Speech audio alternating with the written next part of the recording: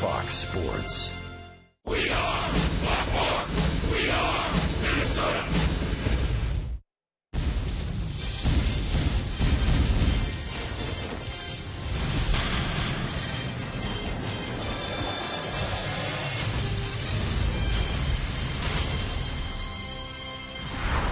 The Twins continue their homestand as they open a series tonight at Target Field against the Kansas City Royals, looking to snap a 3-game losing streak on home turf. Jason Kubel's hitting 5 games in a row, pushing his season average to .448, second best in the American League. Trevor Plouffe off to a solid start for the Twins at third base with 7 runs batted in, but tonight they'll face one of the hottest hitters in the league, the AL's top hitter, in fact, in Salvador Perez. Aoki, a big part of a Royal team that comes in at 500, 4 up and 4 down. The pitching matchup tonight, Bruce Chen will go for the Royals. 25th time he's faced the Twins. That's more appearances than he's made against any team in baseball. And Kyle Gibson looks to build off of a solid start, a victory in Cleveland his last time out. I'm Anthony LaPanta at Target Field as the Twins and Royals open this 3-game series tonight. And Minnesota trying to reverse a trend that saw the Royals take control of this rivalry a year ago. Minnesota had won the season series every year since 2003, but last year Kansas City went 15-4 against the Twins, including winning the last 7 games at Target Field. Their starting pitching was a big part of that, and it's been a big part of their success so far this year. 4th in baseball at 2.03 in terms of starters ERA. Kyle Gibson hoping he can continue his good numbers against the AL Central. 4 career starts against his divisional foes. 2-0 with a 3.68 earned run average, including a win against the Royals in his first big league start. If he's going to get a win, he's got to slow Billy Butler in his last 30 against the Twins. He's driven in 26 with a 387 average. And the Twins will hope Joe Mauer can continue his domination of Kansas City pitching, a 338 lifetime hitter against the Royals. Those just a few of the things to watch as the Twins and Royals open their series tonight. Up next, Dick Braver and Bert Blyleven with a scouting report on Minnesota right-hander Kyle Gibson.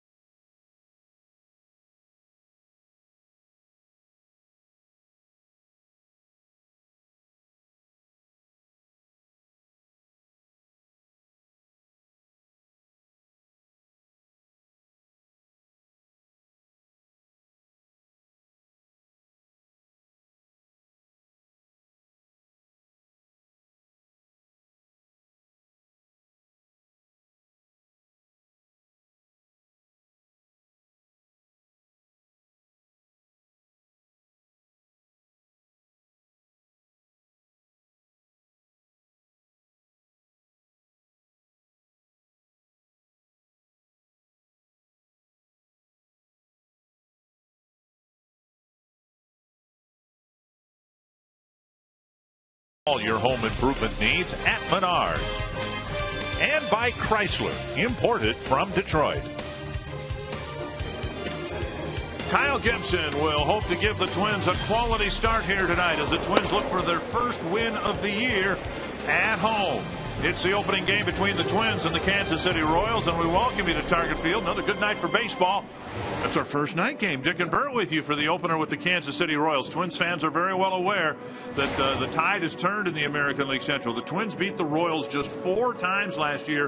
One of those wins came in Kyle Gibson's debut. Yeah, it was always that the Minnesota Twins pretty much controlled the Kansas City Royals, but not last year.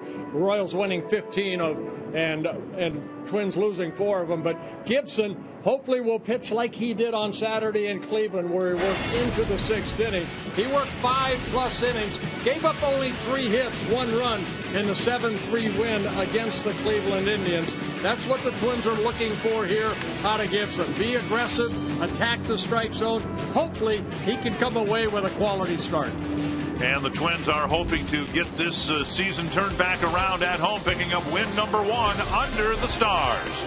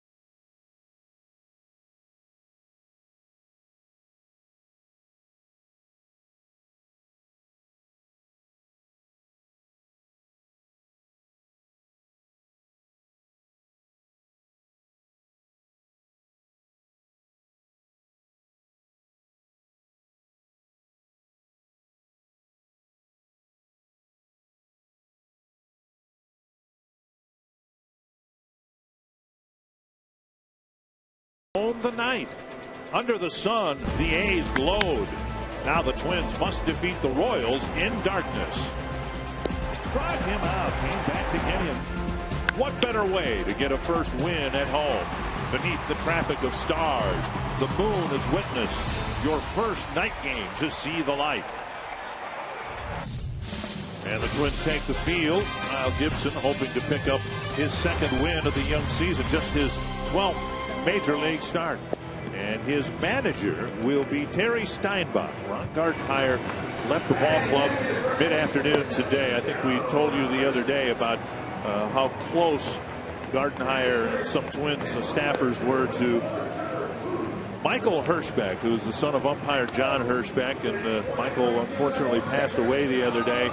And Ron Gardenhire will miss both tonight's game and tomorrow's game, attending the funeral for the son of umpire John Hirschbeck.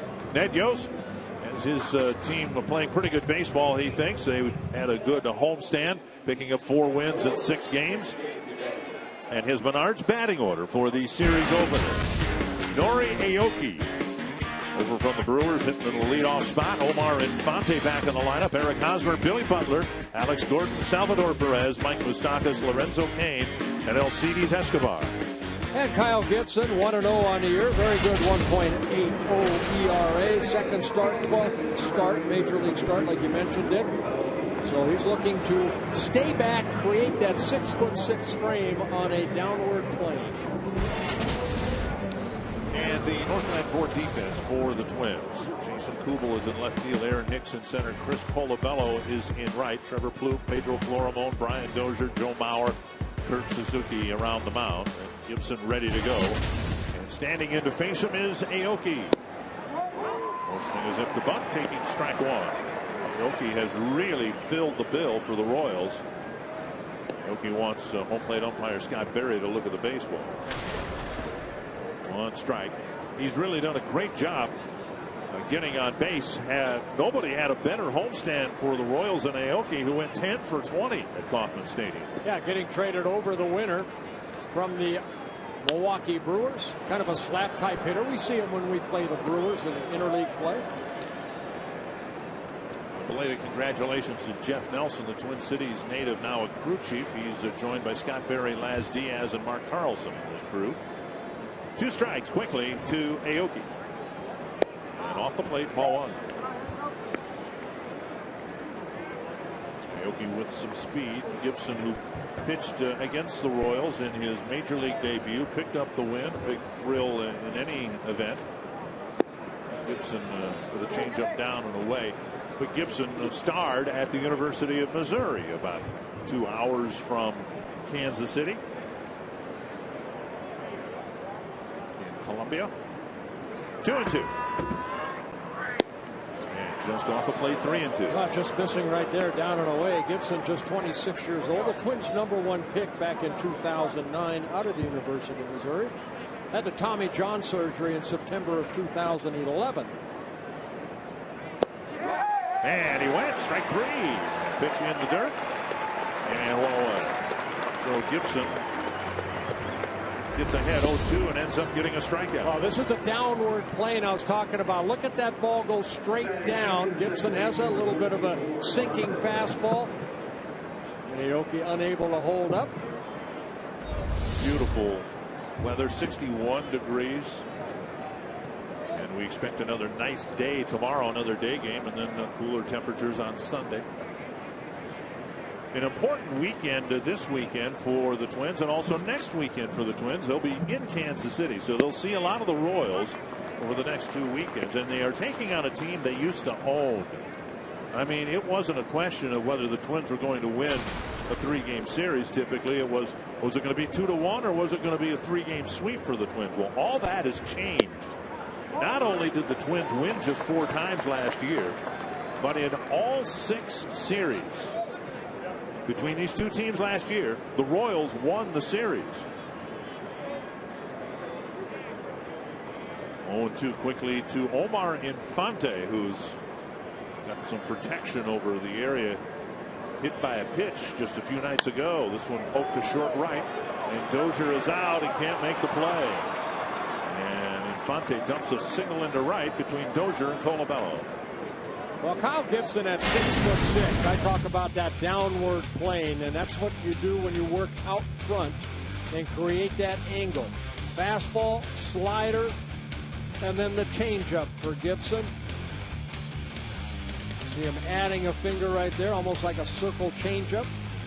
He said the changeup was his best pitch in his win over Cleveland. He threw some nasty changeups on a frigid Saturday afternoon in Cleveland. And now Eric Hosmer to hit for Kansas City. Down and away, dug out by Suzuki. And that outing in against the Indians, he did have one double play turn behind him. Royals have hit only one home run this year as a ball club, and that was yesterday or a couple days ago. Alex Gordon hit a home run. With a couple men on base. There is ball 2. And their staff has allowed only 4 home runs.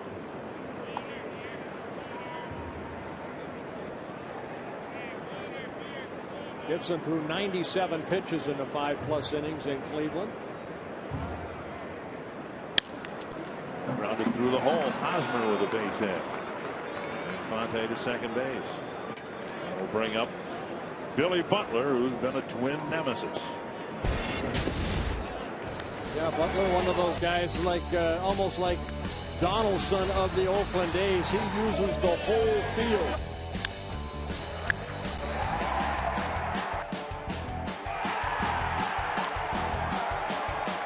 Butler will hit with 2 men on and 1 out. Butler already in his 8th season with the Royals, 27 years old.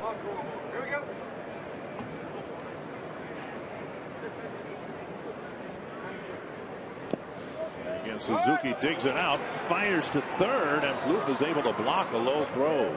Alert move by Infante. Seeing the pitch headed for the dirt, he took off right away. Now, a wild pitch will be charged to Gibson. It's like a slider down and away. Suzuki has to leap out to his right to try to block it. He gets away from him a little bit. And good base running by veteran Infante. Hosmer stayed at first, so the double play grounder still in order here.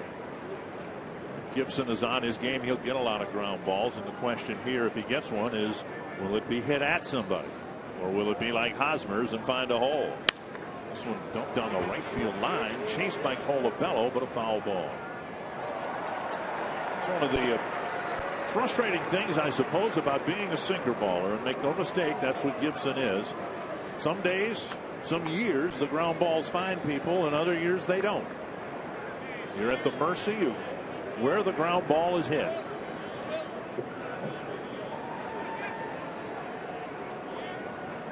One and one to Butler. And this would be a good guy to get a ground ball if you're able to. There it is to the shortstop, fumbled by Florimon, and he's able to get the out. Should have been 2. It's only 1, and the Royals take a 1-0 lead. Well, Taylor made double play right there. Florimon going to his right. The ball maybe came up on him a little bit, or maybe trying to turn it too quickly. Butler, I said, not the quickest from home to first. Hits the ball sharply. Florimon in front of it, but just kind of clanked right there, but able to get the out at first. Butler picks up an RBI, his 4th of the year. And the extra base Infante took on the wild pitch leads to a Kansas City run. Here's Alex Gordon.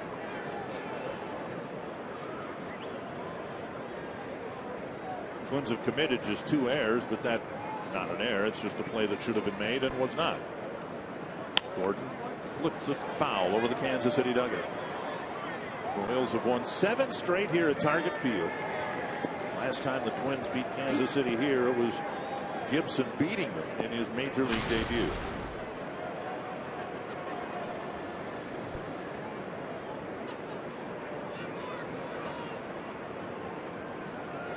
One strike to Gordon. Mentioned that the Royals have Aoki now hitting in the leadoff spot. And one of the things that's allowed the Royals to do is to move Gordon down into more of an RBI spot. Gordon hit leadoff a lot of time for the Royals, but he didn't really fit the prototypical leadoff profile.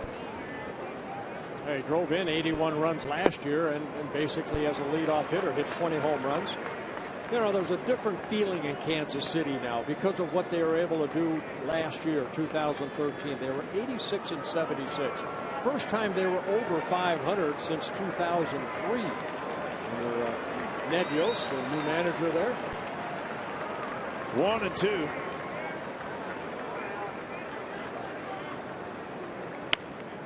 A handle of the bat foul.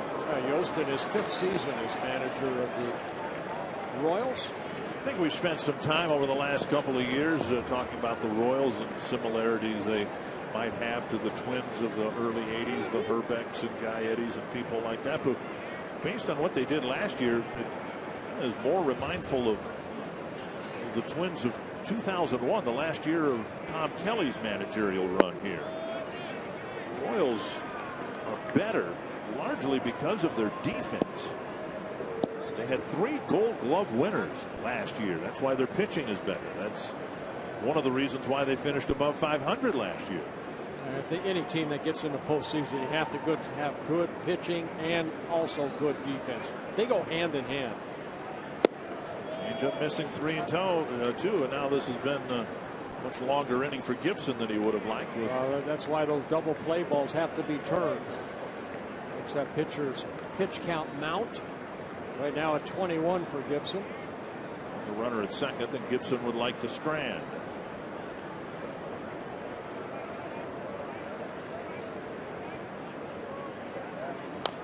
And another foul.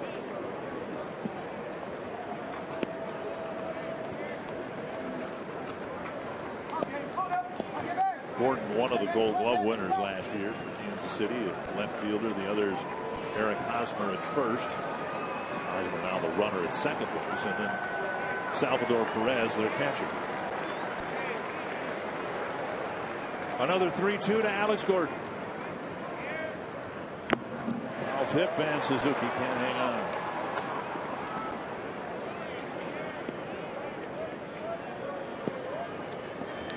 All the Royals have done here in this inning against Gibson is they've got a chip shot single from Infante, a ground ball single from Hosmer, a wild pitch and an alert advance by Infante, and then what should have been an inning-ending ground ball, and the Twins only got 1 out. And a walk fills first base. Perez will get a chance with 2 men aboard.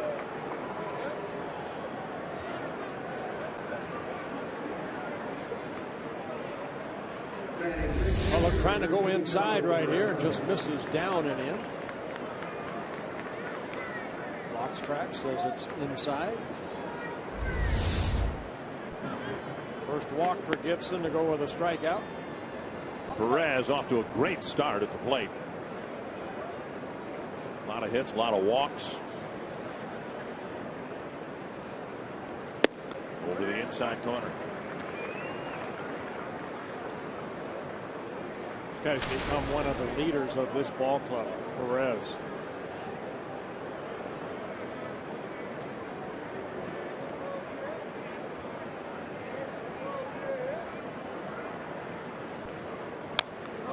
Foul. We've seen Gibson. That's about his top end, 93 miles per hour.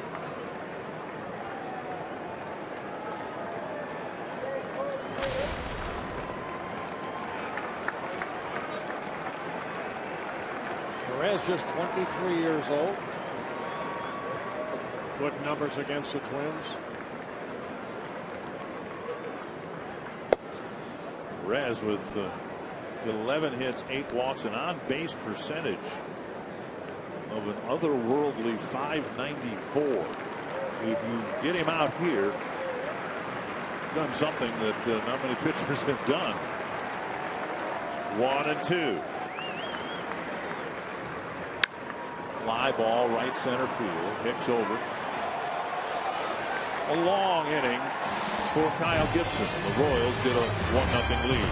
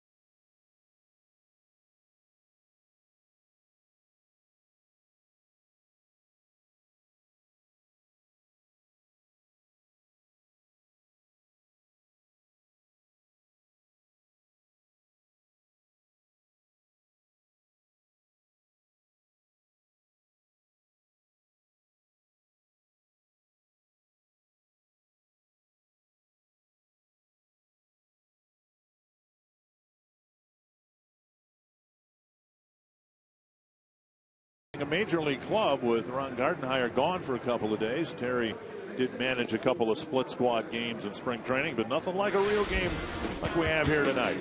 This lineup was left for him by manager Ron Gardenhire. Brian Dozier, Joe Mauer, Trevor Plouffe, Chris Colabello, Jason Kubel, Josmil Pinto, Kurt Suzuki, Aaron Hicks, Pedro Florimon on the Menards batting order. And in our Mall of America scouting report on tonight's starter for the Kansas City Royals, it'll be Bruce Chen. This crafty lefty, that's exactly what he is. 36-year-old, been at the major league level for 16 seasons. This guy knows how to adjust. Now, he's not overpowering at all. And the hitters for the Twins, be ready, because he'll throw everything, including the kitchen sink, if he needs to. He'll change speeds, give you different arm angles, making his 12th career start against the Twins. Dozier started the ball game yesterday with a home run, and he takes strike one. Dozier, Mauer, and Plouffe facing Chen. The Royals, like the A's, that just left town after sweeping the Twins, have been getting very good starting pitching. This one blasted but foul. 2 strikes. Now the Royals starting staff combined in their first 8 games 3-1 with a 2.03 earned run average. 7 of the 8 starts have been quality starts. Making ball in the dirt, 1-2. I don't know how low that radar gun can go, but I think we've seen in the 60s from Bruce Chen at times. He'll top out in the upper 80s, if that. Wrapped around the plate, a breaking ball taken for ball 2. He's pitched for 10 different major league teams. Timeout called. Dozier getting it right as Chen was ready to start his windup.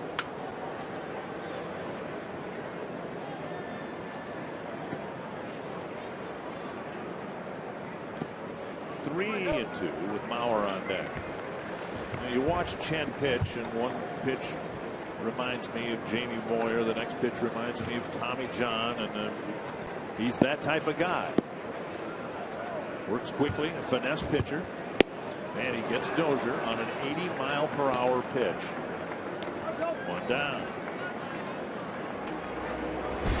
Northland Ford defense for the Royals, and as we said before, it's a good one. In left field, Gordon has won a Gold Glove already, a couple of them. Lorenzo Cain, Ned Yost thinks, will win one in center field eventually. Aoki in right. Moustakas as good as they get at third. Escobar figures to get some Gold Glove votes. Fonte and Hosmer and Perez behind the plate. And a sharp ground ball on the first pitch, hit right to Escobar. Mauer quickly retired, 2 down. And that'll bring up Trevor Plouffe.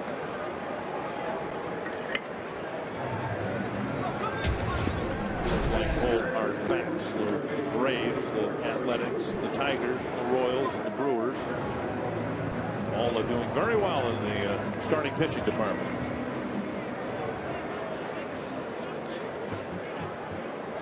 Chen's second start of the year, his first one coming against the Chicago White Sox in Kansas City. He pitched well, a no decision. Royals won the ball game 4-3. Trevor Plouffe has sized up Chen pretty well. 3 home runs hit against Chen in his career. It's down the line. He'll have an extra base hit. And Plouffe has to hurry because Gordon has got a great gun. The best arms, outfield arms anywhere. It happens to be in left field in Kansas City. So Plouffe continues to pick up extra base hits against Bruce Chen. Yeah, waited back as long as he could and then just used his wrist and hit that ball sharply past Moustakas at third into the corner. Watch him wait back. Ball kind of ran right into him and he hooks it down that third baseline. For Trevor Plouffe, his 4th double of the year, he gets into scoring position with 2 outs. A chance for Chris Colabello to drive in a run. So much success in that category on the road trip. Hoping to drive in his first run at home.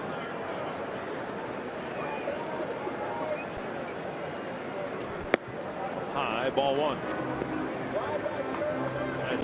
fans have grown accustomed to seeing in the cleanup spot quite a bit over the last couple of years, is going on the disabled list. Josh Willingham is going on the disabled list. Michael Tonkin will be added to the roster tomorrow, as the Twins, at least for a while, are going to go with 13 pitchers. Swing and a miss, 1-1. Willingham was going to take some batting practice out on the field today. He cut loose in the batting cage, and it didn't feel right, so they're going to go ahead and put him on the disabled list. And the way the starters have worked for the Twins, with the bullpen having to work 4 or 5 innings, puts a lot of wear and tear on that bullpen. That's why the Twins are going with 13 pitchers. Now the Royals, their starters have done a very good job. We showed you the earned run average. They're carrying only 11 pitchers. So Ned Yost has one more move on the bench he can use throughout a ball game. 2-1.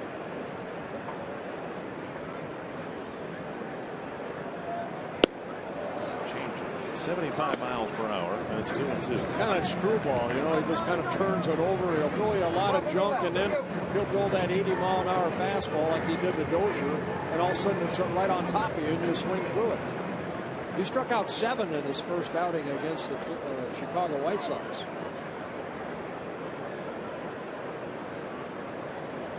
If the Twins can get a 2-out hit from Colabello. Side again, 3-2. Kubel on deck.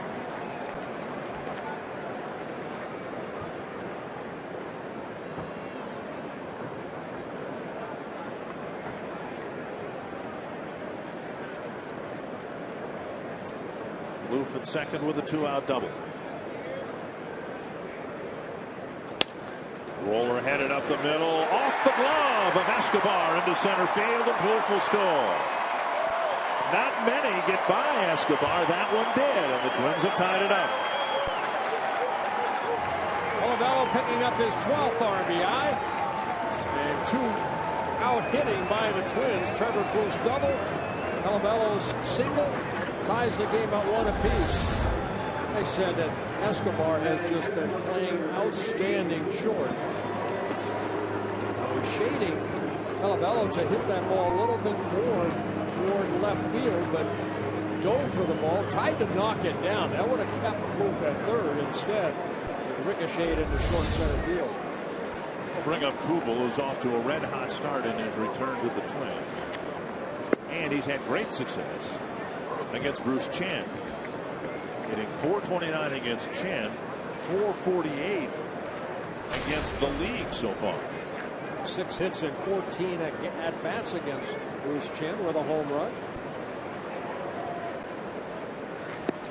I talked with Jason before the game today after batting practice, and I asked him about his landing back in Minnesota. He said he wanted to come to Minnesota as soon as the season ended. He wanted to start with the Twins and see if they had an interest. They did.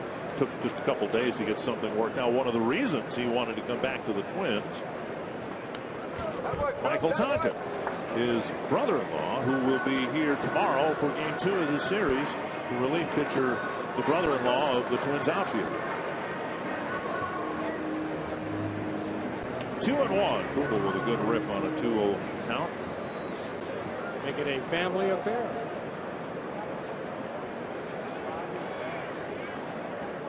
A high fly to right field. Aoki going back at the wall. It is juggled and no catch. No catch. Colabello will score. Kubel to third. And Aoki is going to look toward the dugout. And I would expect to see Ned Yost here. First, maybe check with his outfielder to see whether he caught it. I think the call from Jeff Nelson was that the ball hit the wall.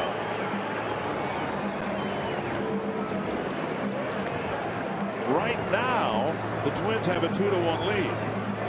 But this very likely will be reviewed. Not too many times this limestone comes into play. Now he leaps right there. It hit the wall. Hit off his glove and the wall. Well, that was a good call right there by the umpire. Now he's able to corral that ball, but you can see it hit off the wall and then come back, and he juggles it.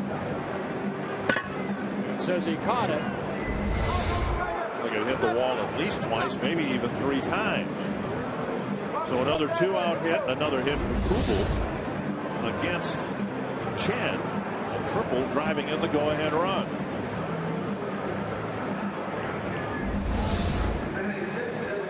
Olabello goes off with a crack of the bat with 2 outs. And now Josmil Pinto will try to string together another 2-out hit.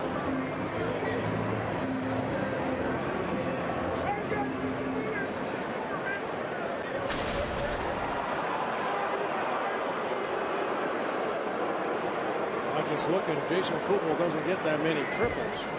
Probably hasn't hit one since he completed the cycle.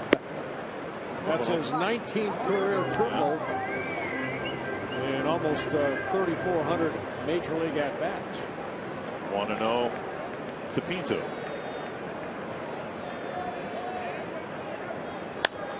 Down the right field line, but it'll twist foul.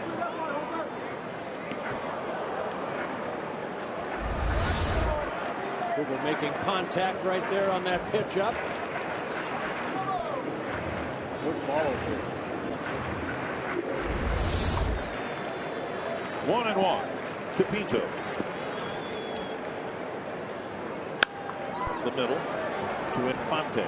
He juggles it momentarily, and Pinto's retired, but the Twins string together 3 2-out hits to score their first 2 runs.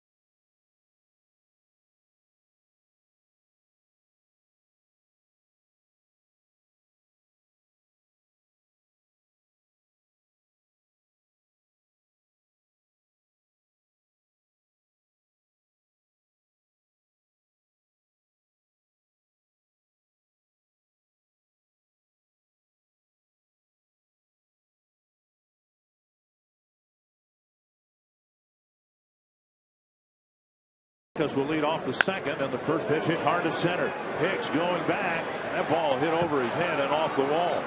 And Moustakas just starting to hit, literally.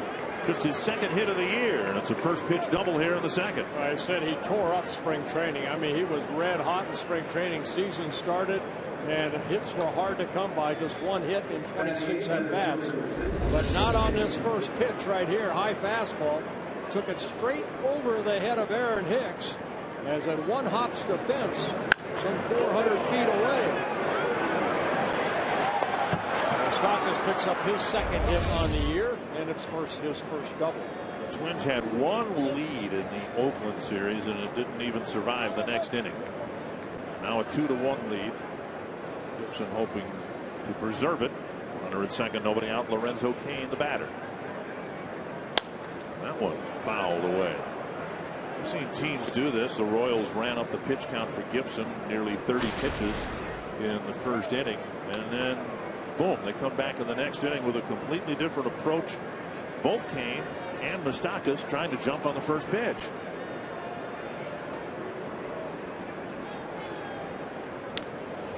And goes after the second pitch. 0-2. A good sinker right there, down and in.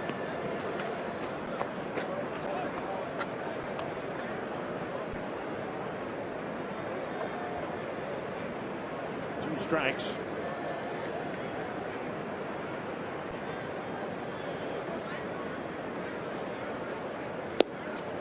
Gibson, not a strikeout pitcher, did strike out 3 in his 5 innings against Cleveland, but his strikeouts seem to come more on the changeup, and that's a pitch he would really be more apt to throw against a left-hander rather than a right-hander.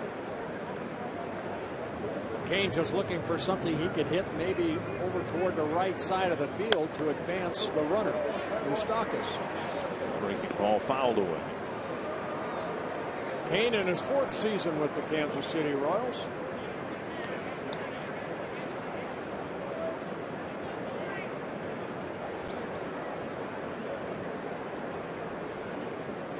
One and 2.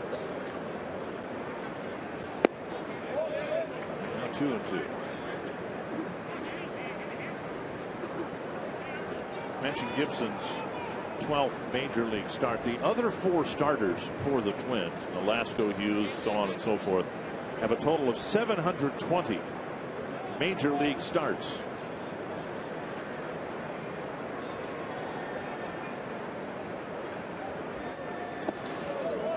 Ball in the dirt. Suzuki digs it out. Yet it's Gibson, the least experienced starter by far, who has the only win as a starting pitcher for the Twins this year.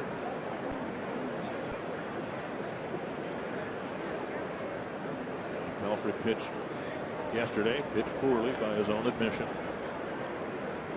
Yeah, and with all those starts, I mean, Nolasco, Pelfrey, Correa, all these guys, Hughes, they know, the first 2 starts weren't good. So if it turns around tomorrow, hopefully it'll be a lot better. And Gibson gets a strikeout. Overpowering Kane with a sinker, 1 away. Let's go back to Kyle Gibson's first start at the major league level. Came June 29th here at Target Field. Ended up beating the Royals 6-2. He worked 6 innings, gave up a couple runs. No walks in that ballgame with 5 strikeouts. Gave up 8 hits, 91 pitches thrown. Picked up his first win. That's a game that Wade Davis started for the Royals, and the Twins just hammered him in the first inning. Scored 5 runs off of him. Gave Gibson an early 5-0 lead. Breaking ball over for a strike. Escobar takes a strike. Escobar off to a slow start. Didn't hit nearly as well in 2013 as he did in 12.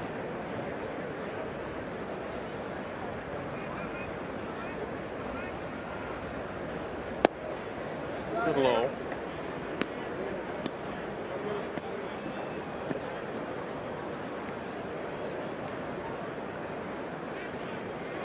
Last 2 batters, Kane and Escobar, came over from the Brewer organization in the Zach Greinke trade. It's hit high and deep to left. Kubel back near the track, makes the catch. Tagging is Moustakas. He won't go with Kubel getting it back in quickly. 2 down. Kyle Gibson at 6'6". I think he's doing a lot better job this year. And I mentioned last year when he, especially toward the latter part of his starts, wasn't really utilizing that pitching rubber, but now getting more on top and utilizing that rubber and then driving that fastball down in the strike zone. That's why that if he could do that, that sinker is such a big pitch for him. One good pitch away from pitching around a leadoff double. Moustakas still at second base. Here's Aoki. And Gibson with a nice backhanded stab pitches out of it. Nice job by Kyle Gibson, with Moustakas never budging from second base.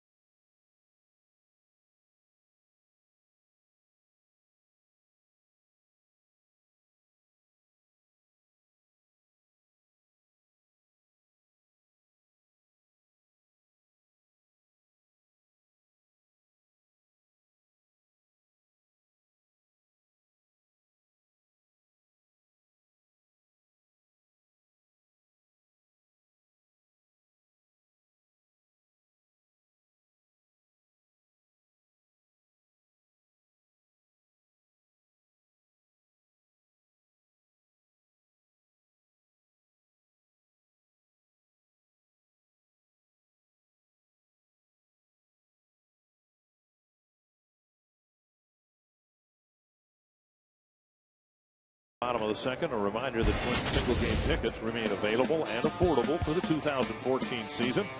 Starting at just $10, special deals are available for every day of the week. Check them out at twinsbaseball.com or 1-800-33-TWINS. Kurt Suzuki, Aaron Hicks, Pedro Florimon to hit against Bruce Chen in the second. Chen looked like he was ready to breeze through the first inning. 1-2-3. Struck out Dozier, got Mauer on one pitch, but then the Twins strung together 3 straight 2-out hits. Suzuki takes a strike. Suzuki 4 for 11 lifetime against Bruce Chen.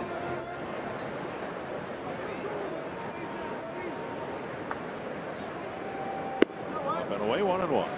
Bruce Chen's always been one of those pitchers that will start, relieve, save some ball games. His 220th major league start is 387 major league game. 80 major league wins. Royals started him last year pitching out of the pen and then moved him into the rotation and immediately found Chen doing very well as a starter. He was about as good a starter as there was in the month of August last year. 1-2. This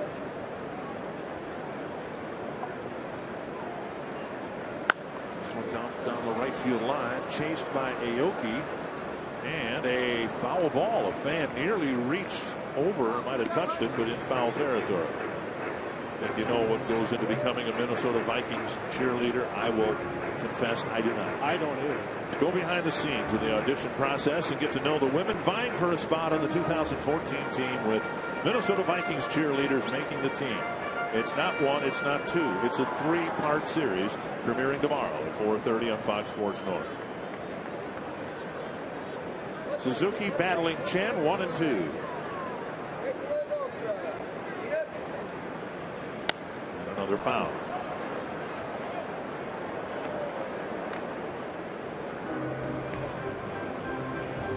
The Royals last year put together a winning record for just the second time since in 21 years. They were about as tough to beat as anybody in the second half of the year. Nobody knows more about that than the Twins, who didn't beat them in the second half of the year. Pulled down the line, foul.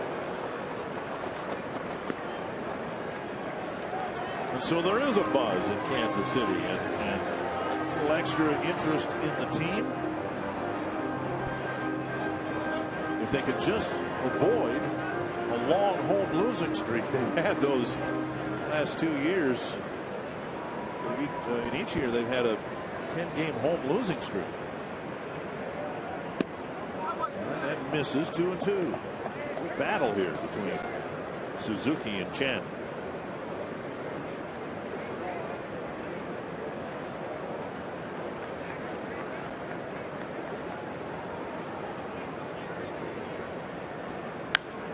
Tapper foul. Kind of watch the speed of each pitch, and not too often Chen will throw the same speed 2 times in a row. Well, if you can only hit 84 miles. 84, and then the last one 75. Mark Burley's made a great career doing that. Another crafty left-hander. Moustakas picks up a hot ground ball, and finally Suzuki is retired, going away. And he will change angles too. Against Kubel, a couple times he drops down. You can see where that ball is, way in the back of his hand. At times there'll be a little bit of a gap between the baseball and your palm.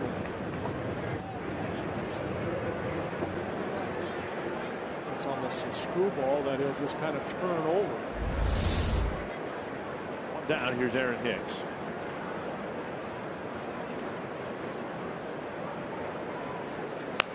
Foul back, 1 strike.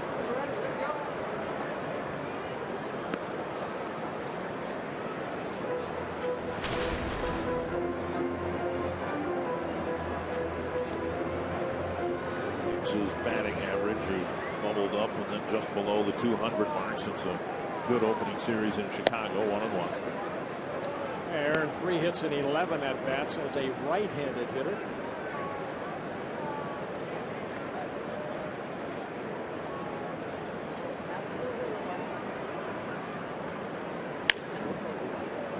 Foul past Joe Favre. Aaron with 2 doubles on the year, both of them coming as a right-handed hitter.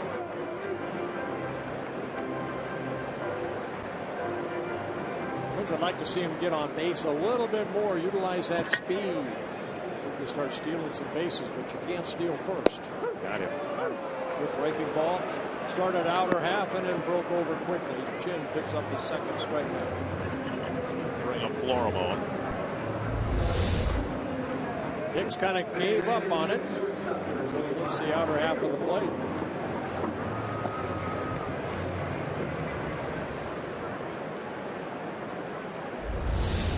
Florimon batting. And he takes ball 1. Florimon just 2 hits in 22 at bats. Both hits singles. A couple of walks and 8 strikeouts. Check swing foul 1-1.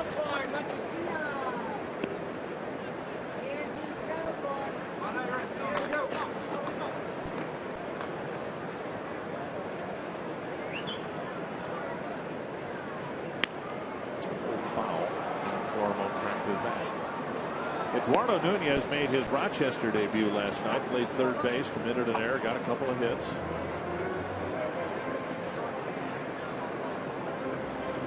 And the Twins want him to shake some of the rust off in Rochester. And if he starts hitting, the Twins may make a move and get Nunez up here. It seems unlikely that they would carry both Nunez and Florimon, so Florimon might find himself, if that happens, back in Rochester. 1-2 with 2 gone in the second.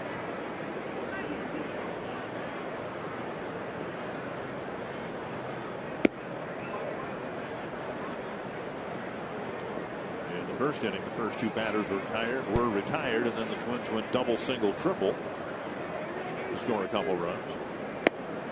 Just outside. And it's 3-2. Dozier would hit next.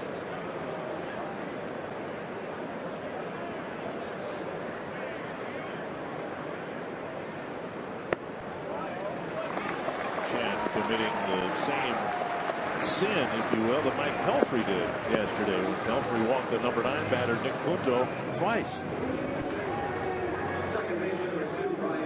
Florimon draws a walk. He's a base stealing threat. And Dozier at the plate with 2 gone.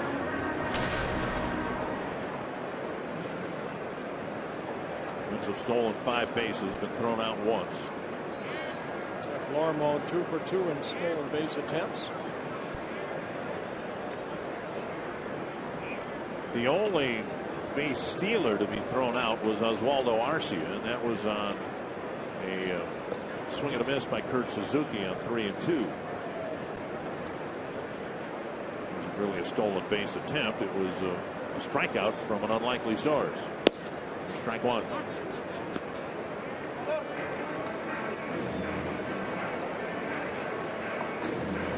Will miss Arcia and now Willingham, who will be put on the disabled list technically after the game today. Michael Tonkin will be called up.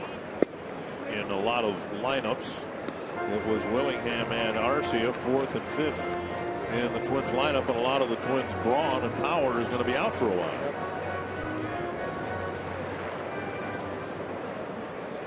Both out with wrist injuries. Arcia did it swinging, and Willingham got hit by a pitch.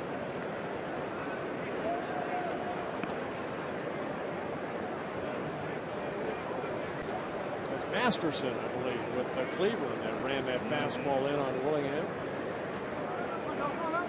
1-1 to Dozier.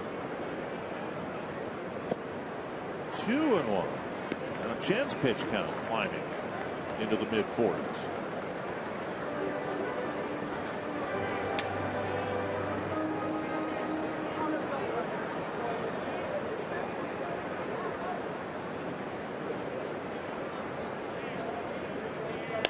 popped up near third. Moustakas, if he can find it in the twilight, gives way to Escobar. And that ends the inning. On to the third, 2-1 Twins.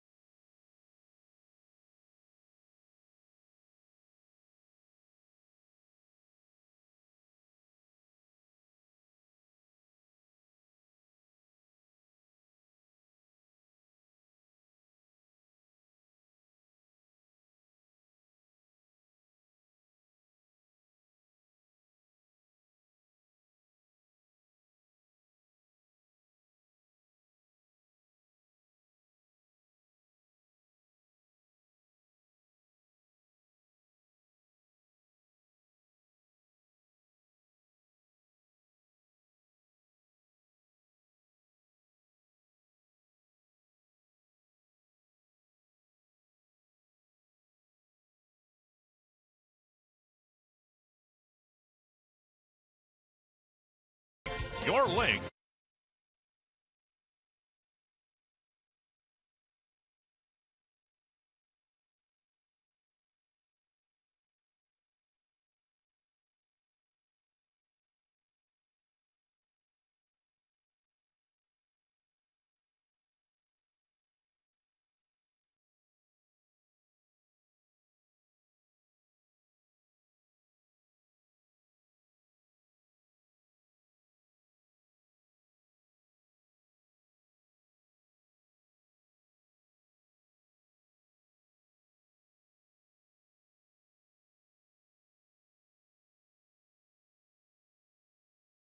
Link, your link to what's next. By Northland Ford. Visit northlandford.com and your local Northland Ford dealers today. And by Grant.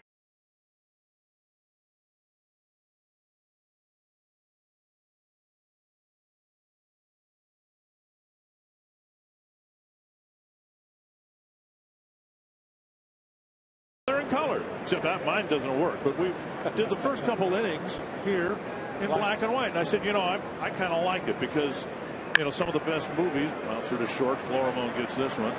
You know, Schindler's List, Nebraska, shot in black and white. And I didn't even get a chance to complete the thought. Tim Denius is here, and he says, well, it must remind you of when your career started.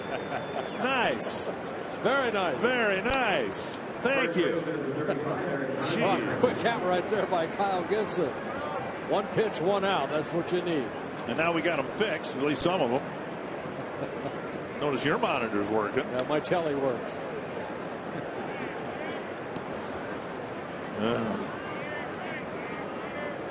Eric Hosmer with Gibson hoping to settle down. Just 41 pitches now after a 28-pitch first inning. He got through the second pretty quickly, even though there was a leadoff double. And now a first pitch out off the bat of Infante.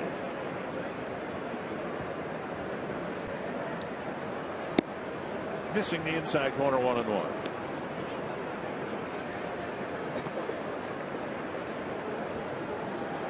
Hosmer grounded a single to left right after Infante punched a base hit to right.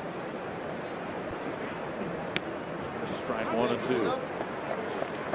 Gibson got 10 starts last year, and we can talk about the one that he'll always remember, his first start, a win against the Royals, but the rest of them weren't very good. He struggled, as a lot of young pitchers do. He said the one lesson he learned is he's got to get ahead of hitters. He's got to throw strike one. Remember Don Drysdale saying the most important pitch of every at bat is a breaking pitch down and in. Obviously the first pitch, but Don's contention was the third pitch. If it's 1-1, you got to throw a strike on the third pitch. It makes all the difference in the world if the count's 2-1 or if it's 1-2. Now it's 2-2. Basically, what. And why you're saying that is because, you know, that hitter, 2-1, 2 balls, 1 strike, feels like, okay, I'm ready for the next pitch. Now, 1-2 with 2 strikes. Now that hitter, okay, you know, close pitch. I've got to swing at a close pitch. Advantage pitcher. 2-1, advantage hitter. High and tight, 2. Hosmer is a diver, and he leaned into the pitch. I'll bet you liked that pitch, didn't you? I like that pitch. He threw it hard up and in. But it wasn't at his ribs. It was, up and in. Over the inside corner of the plate, high. But now he needs to come back and throw a strike here. Looks like they're going with the changeup. And he gets a weak ground ball to second. Very nice pitch. Talk about a pitcher or a hitter having a good at bat. That time the pitcher had a good at bat. He got the out he wanted. Maybe sent a message up and in to Hosmer for a future reference. 2 away. And threw a great 3-2 changeup. That was the pitch that really saved him in Cleveland. The Indians were swinging the bats well, and he threw just an absolutely deadly changeup to Carlos Santana Saturday. Yeah, and a perfect spot right there. You see, even that changeup has a little bit of tail away to a left-hander. And Hosmer getting the ground ball. Now Butler and a breaking ball away.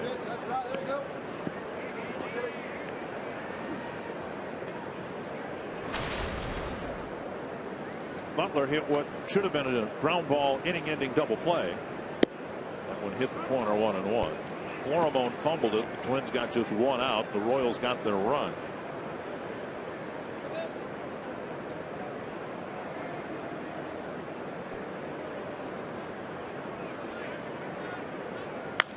High pop-up out of play. Pursuit trivia. With the Twins in front 2-1. Who was the last Royals player to hit 30 or more home runs in a season?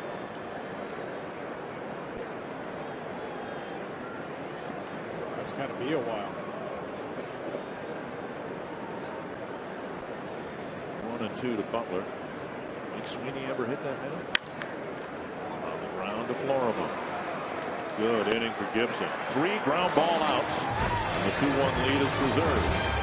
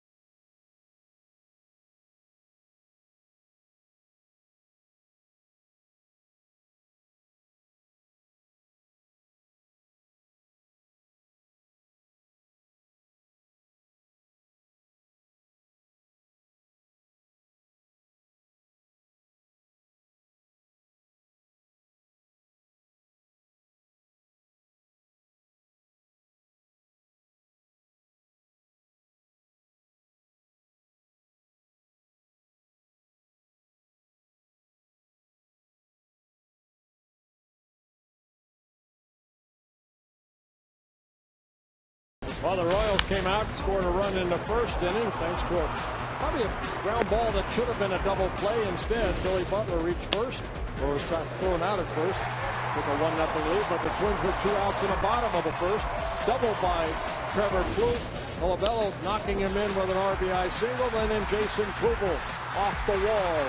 Aoki tried to say he caught it, but ended up being an RBI triple for Kubel. Will send Mauer, Plouffe, and Colabello to the plate in the third against Bruce Chen, leading 2-1. Mauer bounced out to short in the first pitch he saw in the first inning.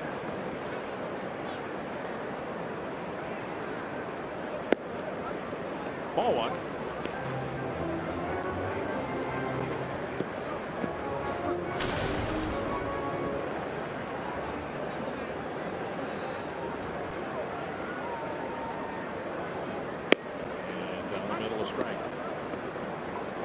We said earlier that Gibson probably tops out at 93. Now, Chen tops out at what he just threw, about 83.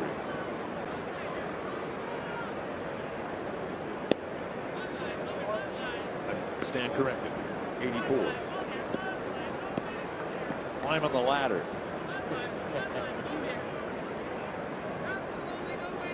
Two and one.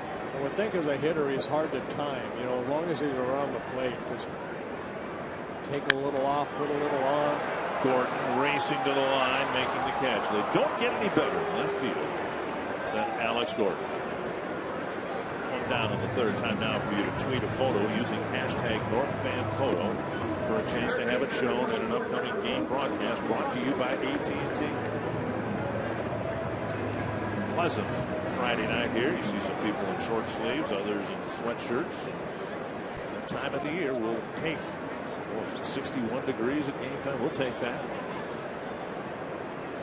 Kloof started the 2-run first, looking a double down the left field line.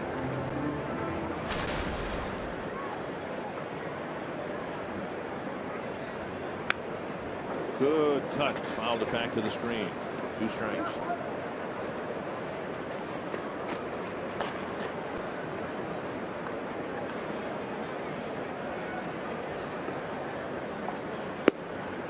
One and two.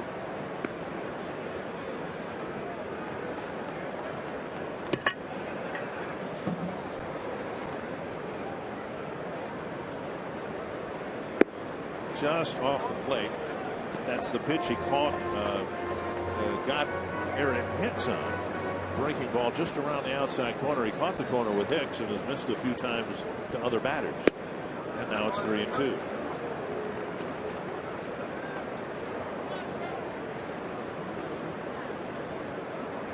Kloof has taken 6 walks to go with his 7 strikeouts.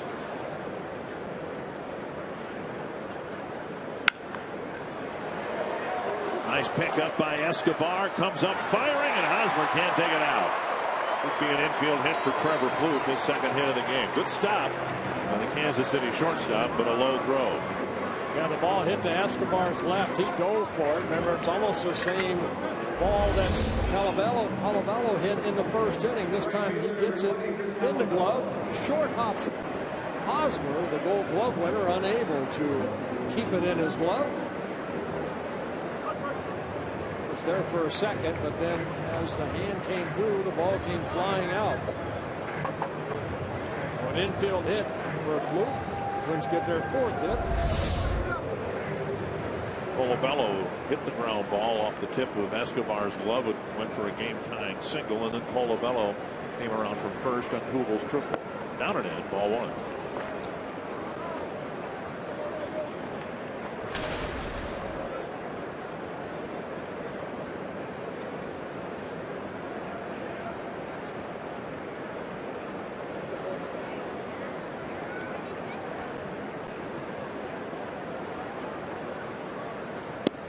Hits the corner.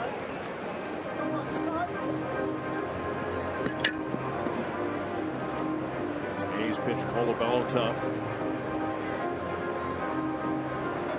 11 runs batted in on the road trip. Got his first RBI of the homestand in his first at bat tonight.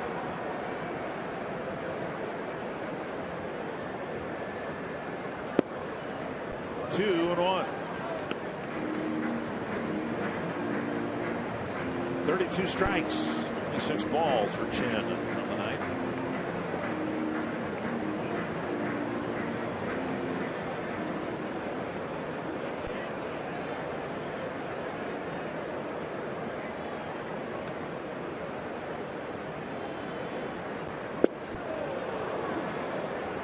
Something at 75. Got a swinging strike 2. Counts in your favor, you know, maybe looking fastball, then he pulls his string. Chen first came to the big leagues back in 1998 with the Atlanta Braves. Signed by the Braves out of Panama back in 93. And he reached back and got 87 miles per hour and a swing and a miss. 2 down. That'll bring up hot-hitting Jason Kubel. He has been red hot. He feels at home here in the Twins uniform. Happy to be back. And his bat is showing it. And earlier tonight, he went Yahtzee. He got one in the triples column. It's not just the 14 hits. A home run, 4 doubles, and now a triple.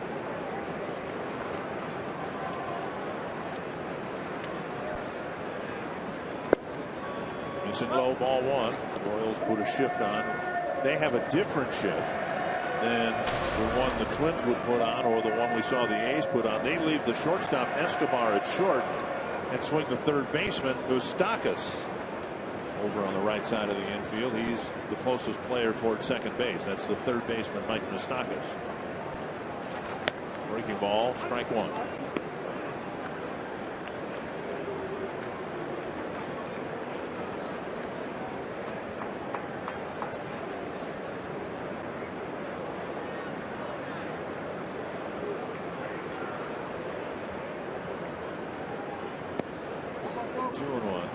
Chin dropped down a little bit, as he will to left-handed hitters.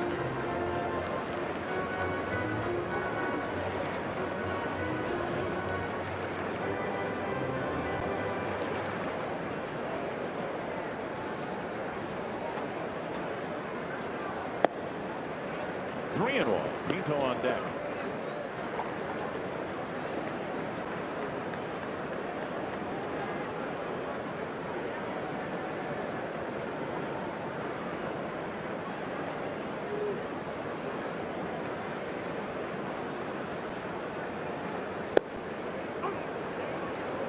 Inside corner to fill the count. Booth will leave early from first. Hosmer is going to continue to hold it.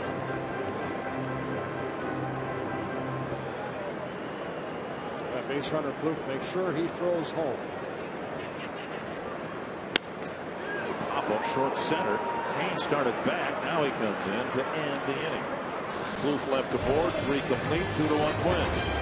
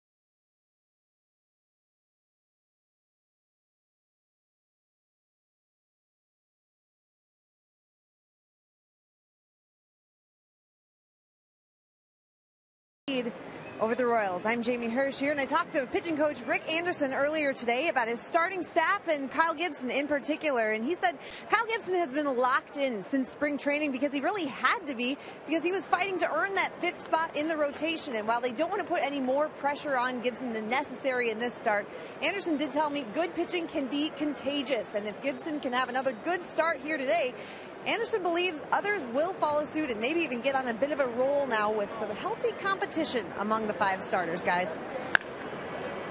Brian Dozier can't flag down Gordon's first pitch single to right.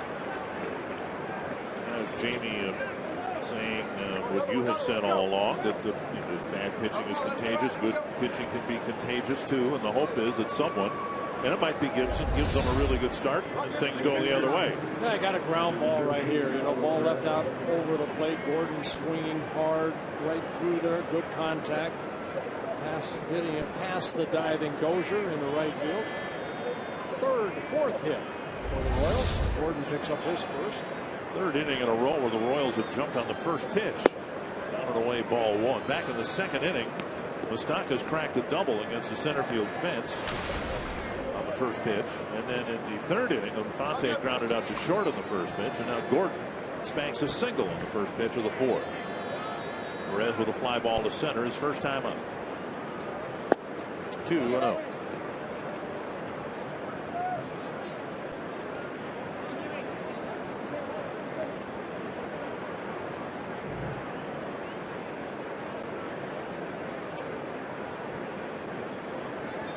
Gibson got all 3 outs in the third inning on ground balls. Hoping for another one here. Popped up. It's playable for Plouffe in foul ground. One down. We'll bring up Moustakas. Perez swinging at a high fastball right there. Popped it straight up.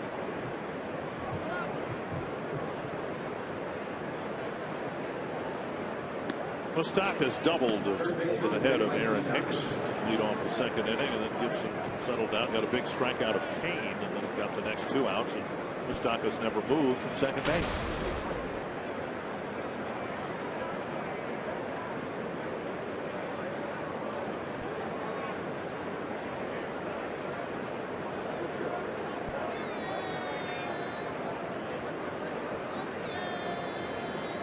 Side.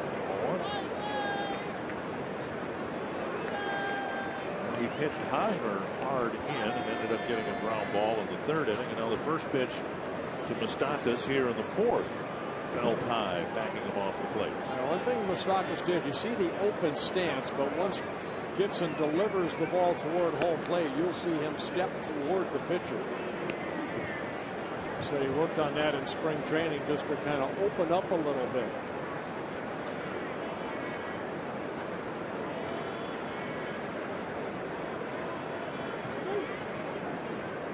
Right foot is. He'll pick it up. Timing mechanism. Pretty good timing there. The fly to the right field corner near the pole and foul. As much as the Royals are counting on Moustakas, there is some concern that his batting average has dropped off each of the last 2 years. From his rookie season, it was down a few points the next year, down a few points again last year. You can see 263, a little more power in 2012, but a 21-point drop and then 9 more points last year. And not a good on base percentage. 1-1.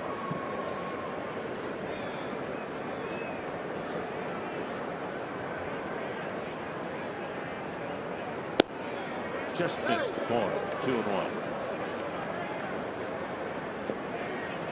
Pitch number 60 for Gibson.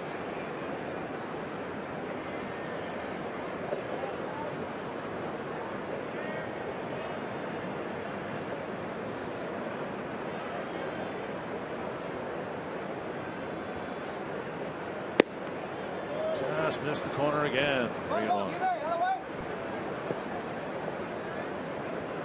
Gibson with 1 walk, a 2-out walk to Gordon in the first. I think he wanted that pitch right there.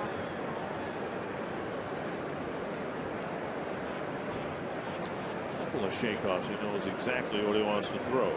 Suzuki sitting away. Ground ball. They'll only get 1. Berger underhands it. Moustakas retired. Might have been that changeup again, down and away to a left-handed batter. When you join the Twins season ticket family this year, you'll be hitting the sweet spot. Season ticket owners receive a variety of benefits that offer exclusive benefits, starting with 2014 All-Star Game ticket purchase priority. Call 800-33-TWINS or visit twinsbaseball.com. The season ticket plan that fits every fan. 2 down, Gordon at second, and here's Lorenzo Cain. Kane, a strikeout victim in his first at bat in the second inning.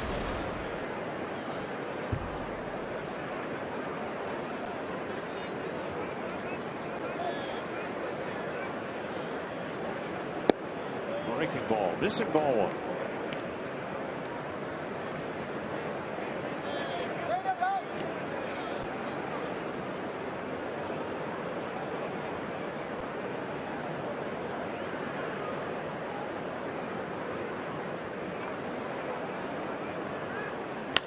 Popped up near second base.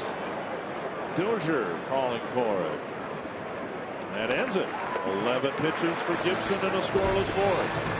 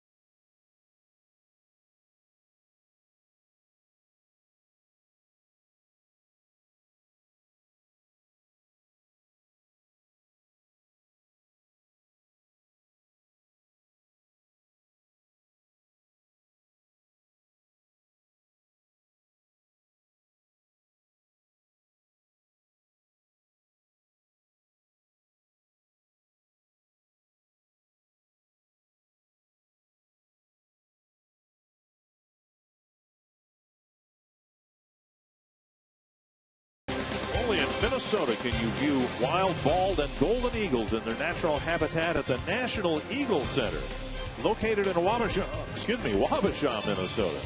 Visit exploreminnesota.com and discover a world that's only in Minnesota. Post your experiences to #OnlyInMN. Great Twin fans down there. This landmark interpretive center located at the banks of the Mississippi River in Wabasha, where you can catch a glimpse of a wild eagle from an observation deck. It's beautiful, beautiful bird, isn't it? Gibson putting together another solid start here with 1 run over 4 innings. Here's Pinto. You ever been to Wabasha? Yeah, many times. On the caravan, whatever. Yeah. Actually went through that museum. Very interesting. Up and in, 1-1 to Pinto. Over the bouncer to second his first time up. He'll be followed by Suzuki and Hicks.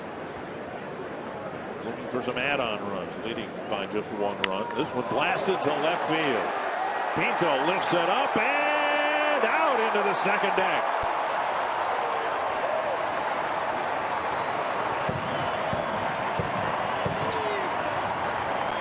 That was a no-doubter right there.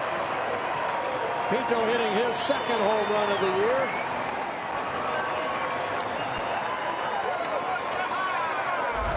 This man is strong. Breaking ball, uppercut swing into the second deck here at Target Field. Twins now with 7 home runs that have produced 7 runs. Every one hit this year has been hit with the bases empty. 3-1 Twins lead. Here's Suzuki.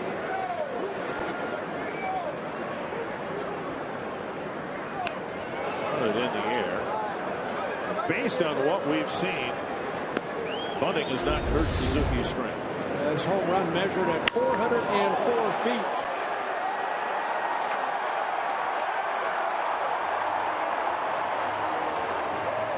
Moustakas, the Kansas City third baseman, says, "I'll stay put right here. You want to try to bunt on me, you can." One strike. It's into left center field and down for a hit. Suzuki's aboard. The inning starts with a home run and a single. We'll get us to Aaron Hicks.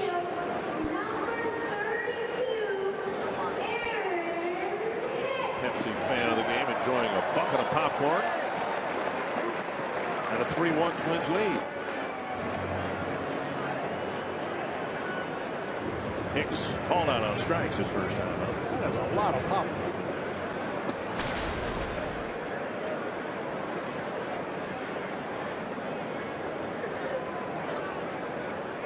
Hicks takes low, ball one.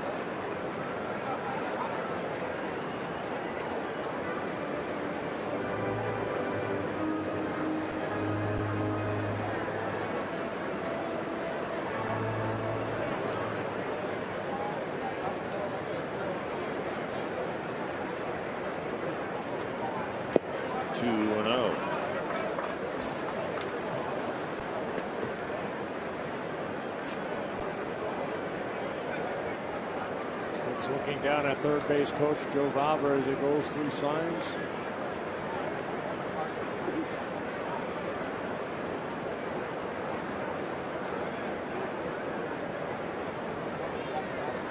See what Hicks gets on 2-0. He gets ball 3. Florimon on deck.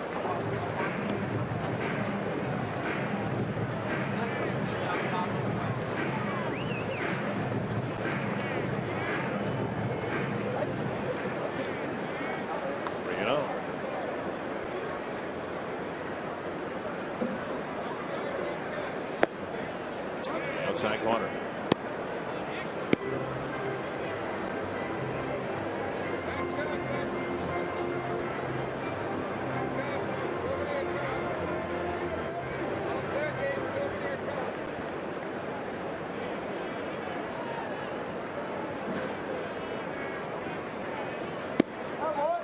And Hicks takes a walk, first and second.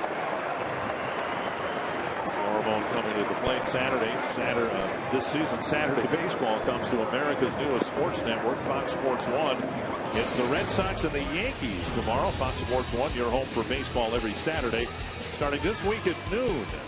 Find Fox Sports 1 on your cable satellite provider. Go to foxsports1.com. With Ron Gardenhire gone, now the decision-making goes to Terry Steinbach, the acting manager. And with the number 9 hitter up, we'll see whether Steiny wants to bunt. Yeah, you would think bunt right here. Florimon has struggled offensively swinging the bat. See if he can lay one down. You want to bunt this ball toward third base. Hosmer, a left-handed thrower, he will come charging in. And Ron Gardenhire leaving the team to attend the funeral of Michael Hirschbeck, son of umpire John Hirschbeck, who very closely linked to the Twins, specifically Ron Gardenhire. Florimon with one sacrifice on the year.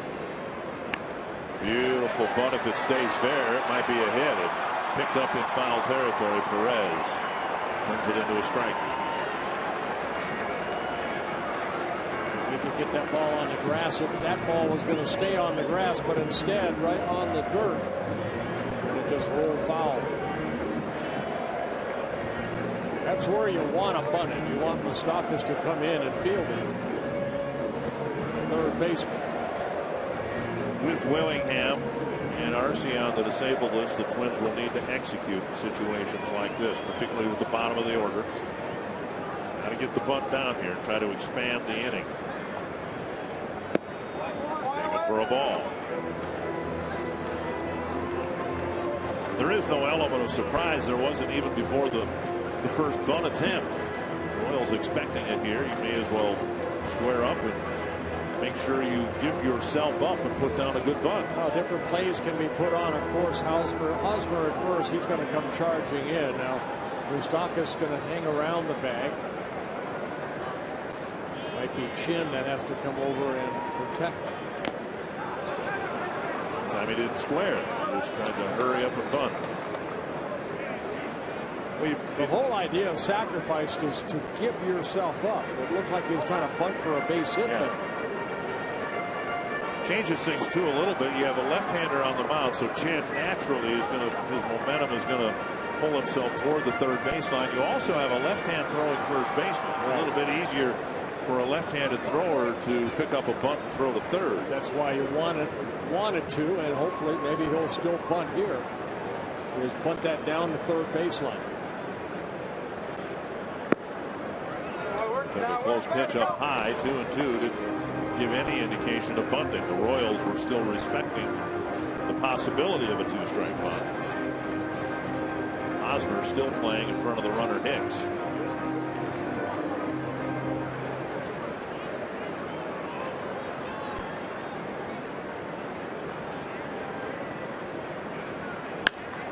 Up down the right field line.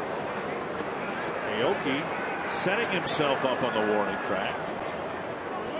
And by doing that, he discouraged the lead runner Suzuki from tagging. Yeah, that ball not really deep enough for Suzuki to tag up.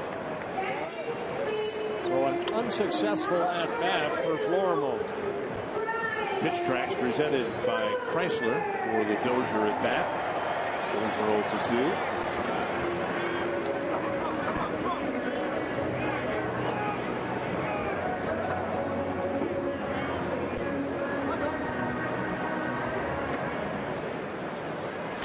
Three home runs to lead the team, but again, all three of them coming with the bases empty. Let's see if Dozier can pick up Florimo right here.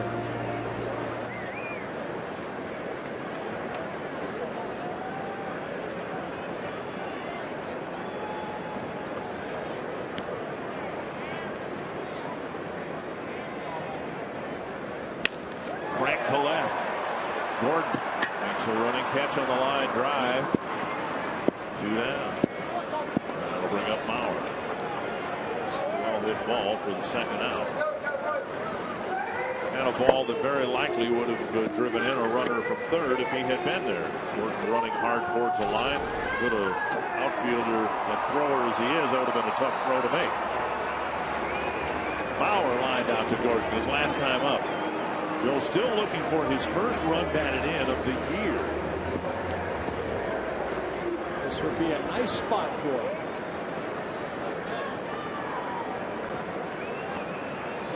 .38 at bats for Joe Mauer. 9 hits, a couple doubles. Outside, ball 1. Chen dropping down with that last pitch. Fastball away, miss.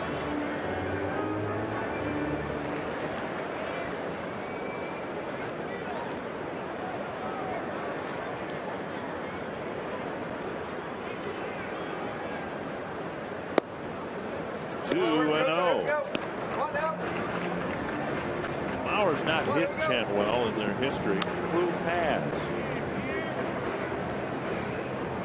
So Chen wants to get out of this inning in this at bat. He doesn't want to face Trevor Plouffe here in the 4th inning. There's a strike.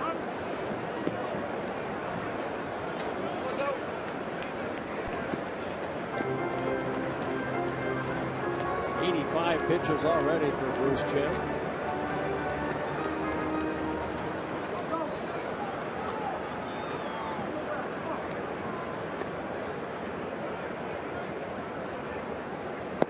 Three and 1. Plouffe hoping for a chance, maybe with the bases loaded.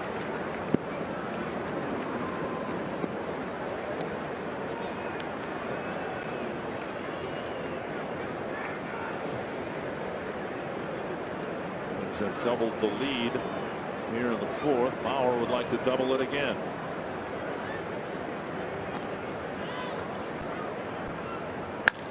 Stroke to right. Suzuki around third. Aoki comes up firing. Cut off by Hosmer. Safe. And Mauer delivers his first run batted in. A 2-out single. And it's 4-1. Joe got the count in his favor. 3-1. Chen throwing a fastball. Joe hammering it into right field. Aoki comes in, hits a cutoff man. Hosmer. But Suzuki with 2 outs. He went off with a crack of the bat and scored from second base. It's going to be the end of the night for Bruce Chen, who can't get out of the 4th inning. again, Trevor Plouffe's history against Chan might have something to do with it. Plouffe, 8 hits in 24 at bats, a .333 average, but a lot of the hits extra base hits, including 3 home runs.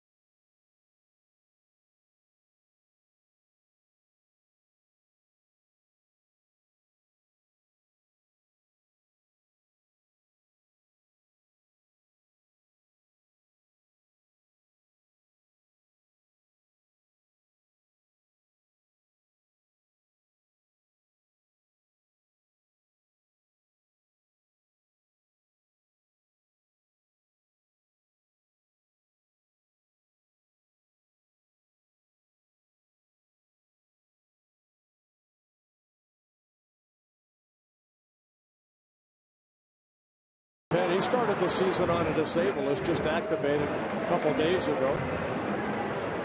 Had some problems with his middle finger on his right hand, a bone bruise. Up and down the last 3 seasons with the Royals.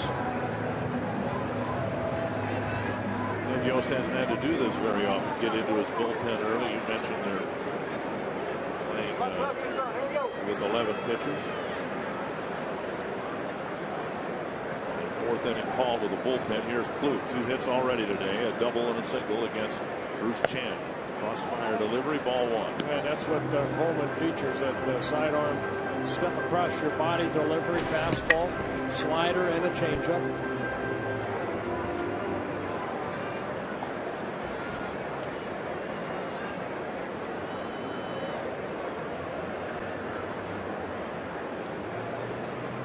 That's a wild pitch. Hicks won't have a chance to score, but Bauer goes to second. Ball came right back to Perez. You, as a runner here at Target Field at third base, you have to watch the carom. You can't assume that because the ball got away from the catcher, you're going to score. Not a lot of room behind the home plate and the stands, and the ball ricocheted right back to Perez. Would still like to make the wild pitch come into play here. A hit to the outfield might score 2. Swing and a miss. A 2-0 pitch.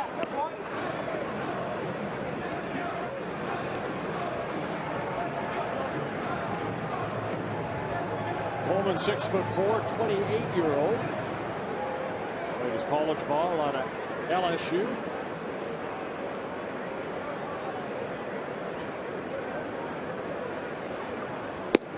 Just off the plate, 3-1 with Colabello on deck.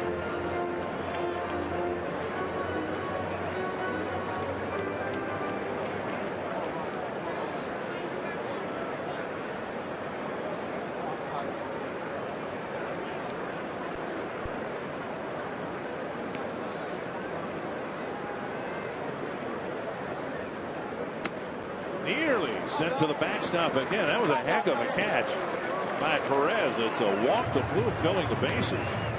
But Perez made a great backhanded stab of a pitch in the dirt. A slider down and away. And they're loaded up now for Colabello.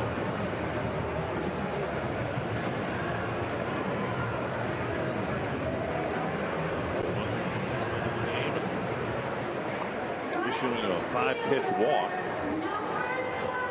Chance for the Twins to bust it open a bit here. Bases loaded. Their top RBI man at the plate.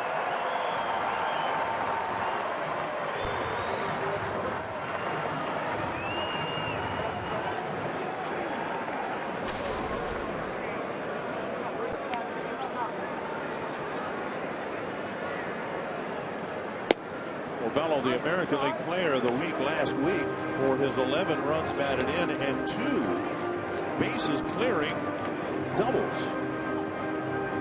He has 3 doubles to account for the 8 of his runs batted in. It was Justin Morneau-like on the road trip. See if they can do it again. And Justin won the AL MVP award in 2006. He was the master of 3-run doubles. And Colabello already has a pair of them.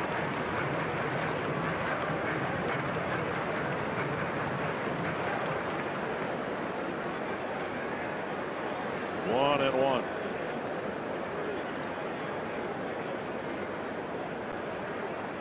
That is a wild pitch, and Hicks is going to score. Perez saved one wild pitch, but he couldn't do anything with that one, and Hicks trots in from third. Yeah, Aaron Hicks got a good jump right there.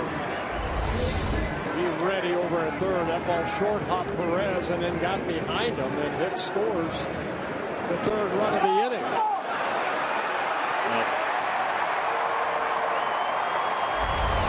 Always heard that catchers should, shift over, and Perez was able to backhand one, but not that one. Down the line, and Colabello delivers again. This will be a 2-run double. And the bases are emptied on a wild pitch and a double.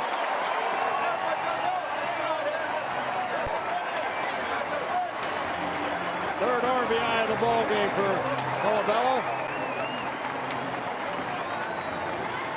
As the Twins are putting together a great inning with a 7-1 lead. Pulling that ball down the left field line. Mauer scores. Booth scores. 9th man to bat, Jason Kubel.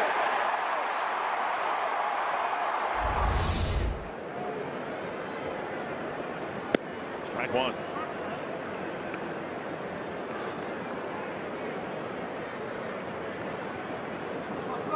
Bello tied with Jose Abreu, who hit 2 home runs for the 2nd time in his rookie season last night.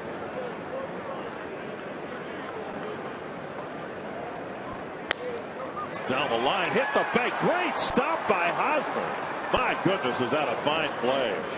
The ball hit the bag and skipped on the first baseman, and he still made a fine play to end the inning. But 9-man bat.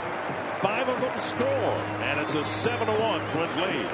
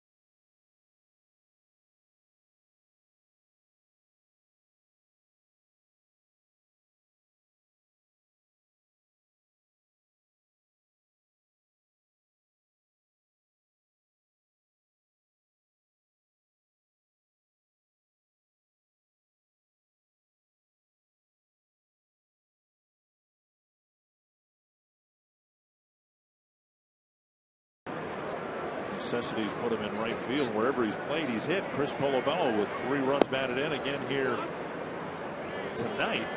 Now Alcides Escobar takes strike 1 from Kyle Gibson. Yeah, great inning for the Twins, scoring to 5 runs now with a 7-1 lead. Now Gibson can relax a little bit and continue to throw strikes. More run support Yep. in his starts against Kansas City. Mentioned the 5-run first inning he had in his major league debut.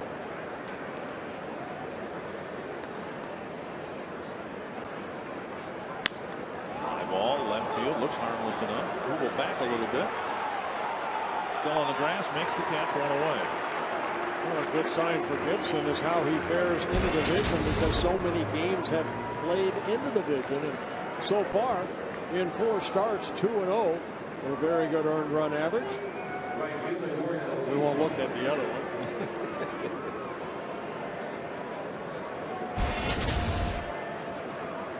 One down. Here's Nori Aoki.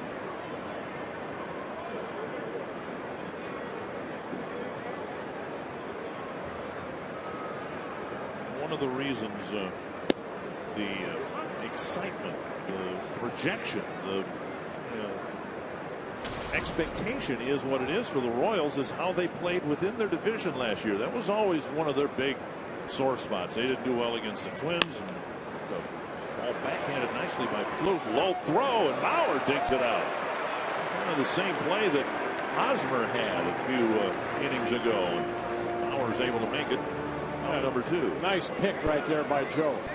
Last year the Royals were 44-32 in the division. Well, if you can play well within your division, if you can, have a winning record within your division, you should be projected to do well the next year. And that's where the Twins need to get this year. They need to make that step forward within the American League Central.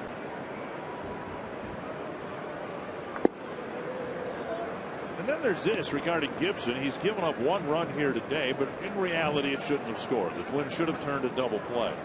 In his first start this year against Cleveland, they got 1 run, but the run was aided by a ruled wild pitch that could very easily have been called a passed ball as well.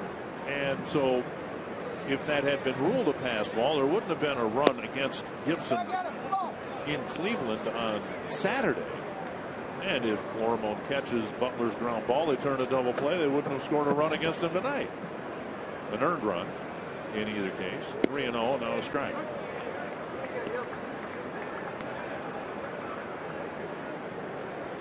Remarkable that Infante is able to come back and play for the Royals after getting hit in the jaw by a pitch. Gibson issues his second walk.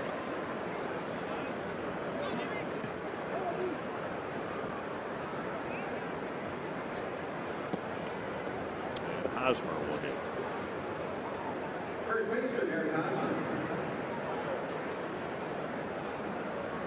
Hosmer singled in the first, bounced to second in the third.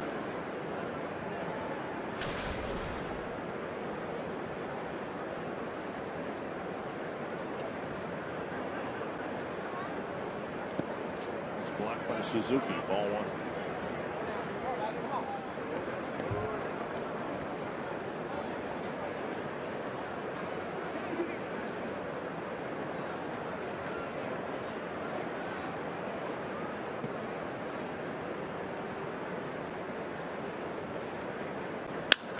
Busted bat and a bouncer to Florimon. Backhanded, firing on the run. Nice play. 2-out walk does no damage. It's still 7-1.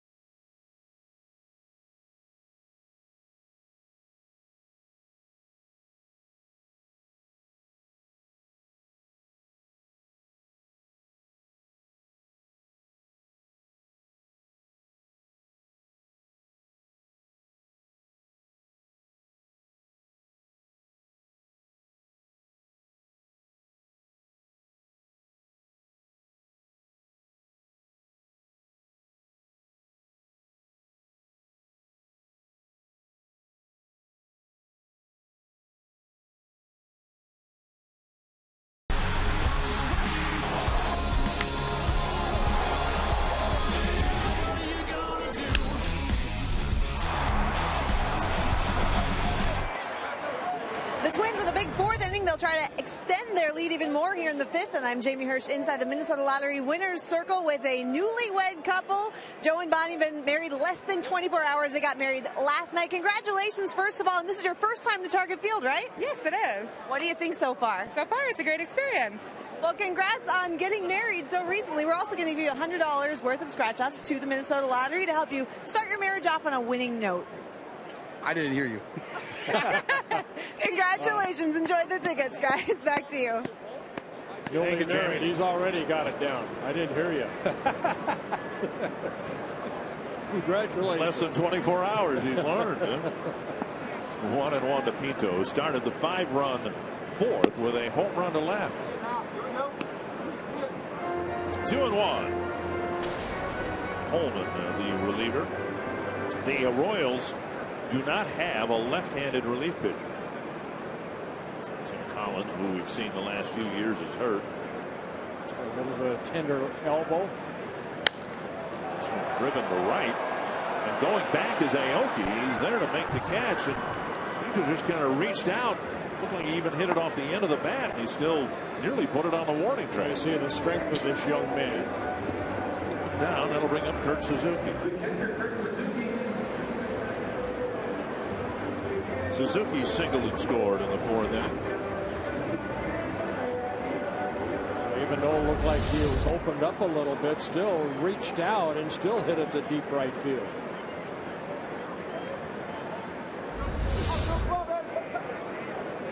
Suzuki tried to bunt his way aboard, then dropped a single into left center right after Pinto's home run. Strike in the outside corner.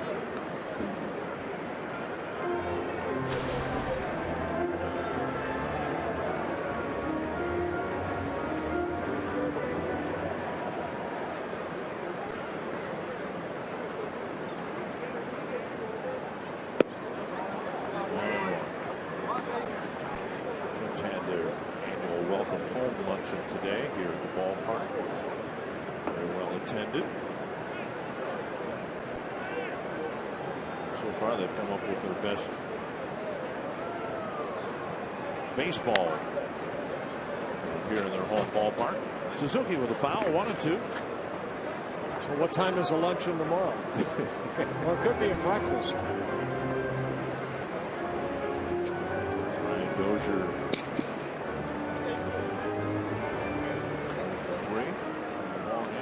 tonight, getting his first run batted in on a single.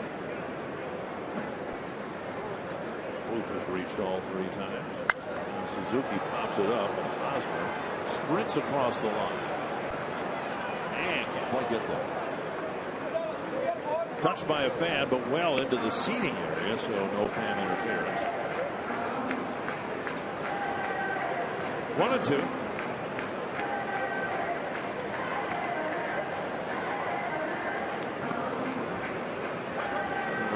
Weekend for the Twins. They start playing better baseball at home.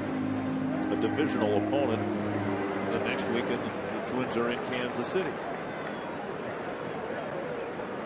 Start off the second road trip of the year.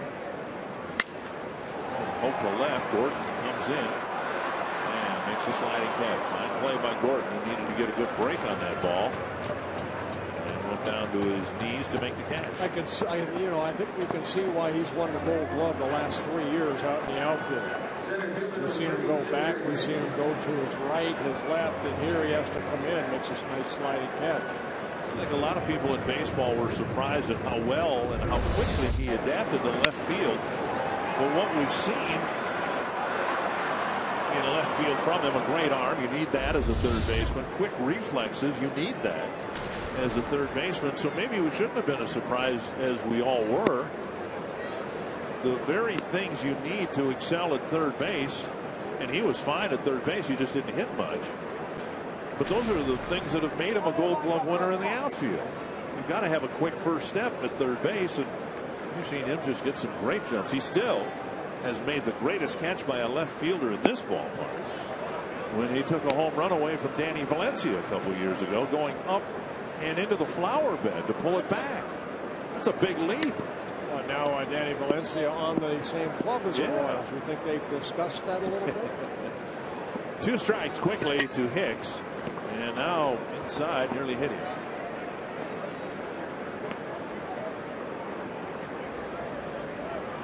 And it's again the parallel maybe with the 2001 Twins. If this is a contending year for the Royals, they were last year where the Twins were maybe in 2001 when Doug Minkiewicz and Torrey Hunter won Gold Gloves for the Twins. And then the next year the Twins contended and won.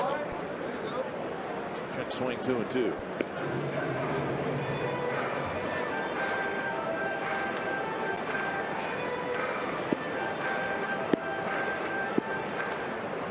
Hicks drew a walk, scored a run his last time up.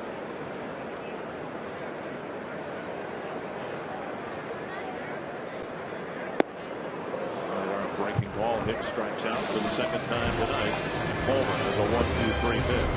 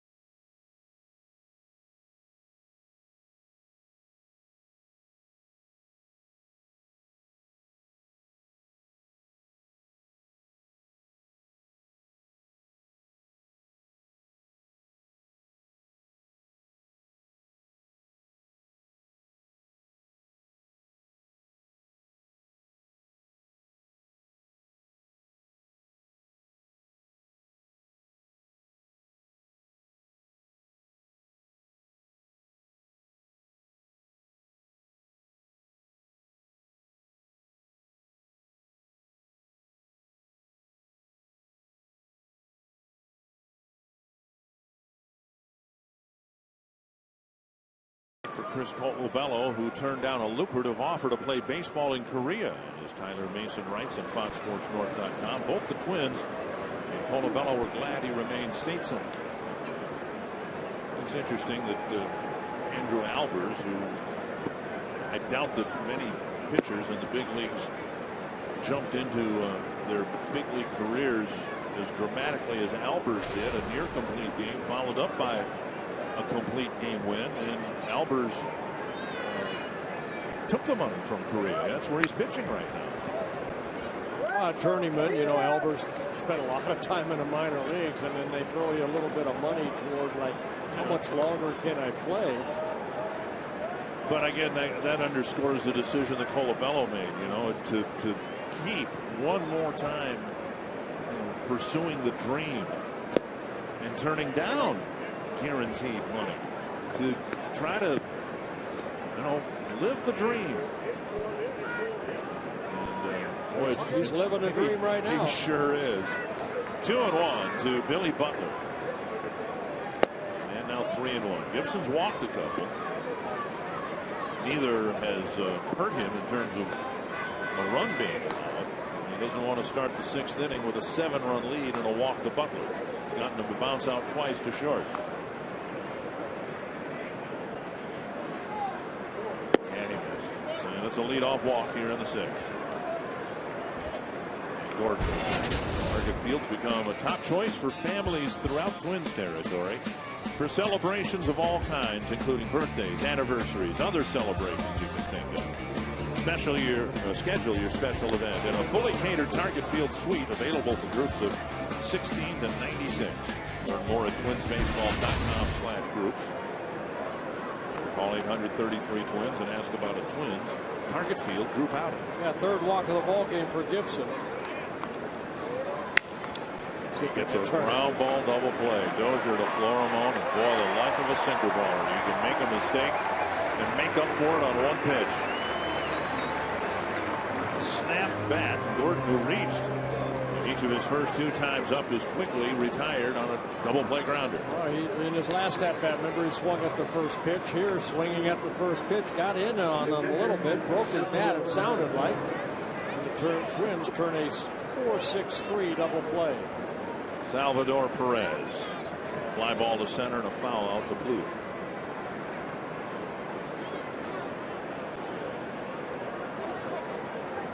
Perez backs out.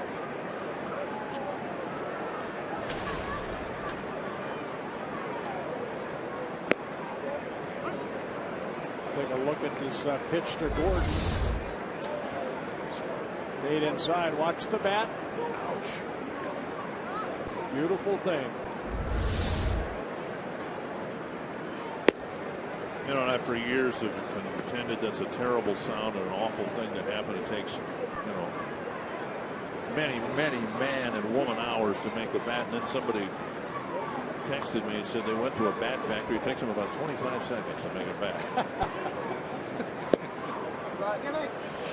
Shattered your dream, didn't it?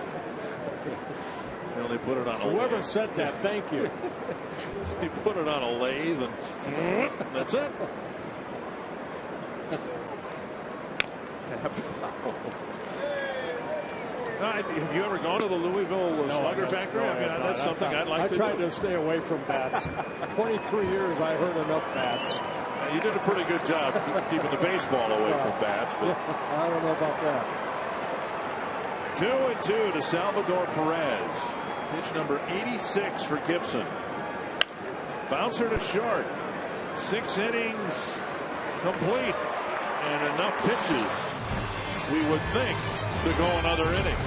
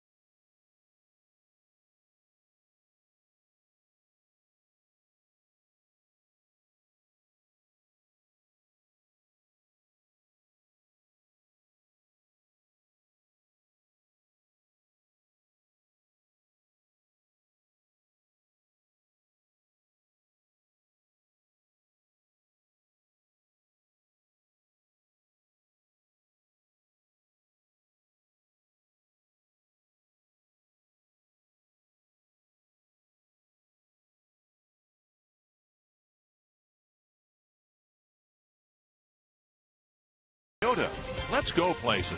To find your nearest Toyota dealer and check out our current offers, visit buyatoyota.com. And by Sanford Orthopedics and Sports Medicine, for the everyday competitor in all of us. Well, a quality start for Kyle Gibson, who couldn't quite qualify for that in Cleveland because the pitch count was up and it was a cold day and all that, and he ended up going 5 innings and now 6 innings with 85 pitches. Will he be the first Twins pitcher to go out there for the 7th inning? I think he will. 86 pitches, 54 strikes. And here's Michael Marriott making his major league debut. Signed by the Royals in 2010 out of the University of Nebraska. Gibson starting in the minor leagues, mainly used as a reliever. Last fall, we sent a crew down to the Dominican Republic for a series of Twins baseball shows. And we debut them tonight with an up-close look at Twins prospect Miguel Sano. Of course, not playing because of the Tommy John surgery, but we'll show you how this baseball prodigy fought through a life of poverty to become one of baseball's future stars. Baseball in the Dominican Republic, Miguel Sano tonight after the Twins Live postgame show, only on Fox Sports North. You know, I had a chance to watch that, and it's very interesting. You really pull for a young man like him. Pedro Florimon will be featured on that series as well. And he will lead off the sixth against Marriott. Well, Marriott, pretty good fastball, curveball, slider, and a changeup. Down and in, ball one. His first major league pitch, a little low. Florimon tried to bunt, sacrifice bunt in the fourth inning. He failed, ended up flying out. But there were big hits that followed from Mauer and Colavello to turn it into a 5-run inning in the fourth.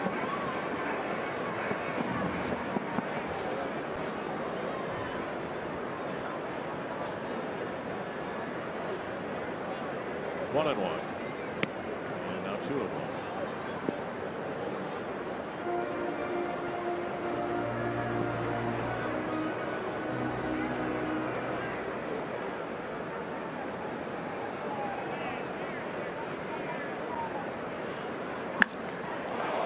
Fly to deep center field. Back is Kane. And he makes the catch 400 feet from home plate. One down. Florimon gave it a ride. And Marriott said, thank you very much for having a big ballpark. First major league hitter.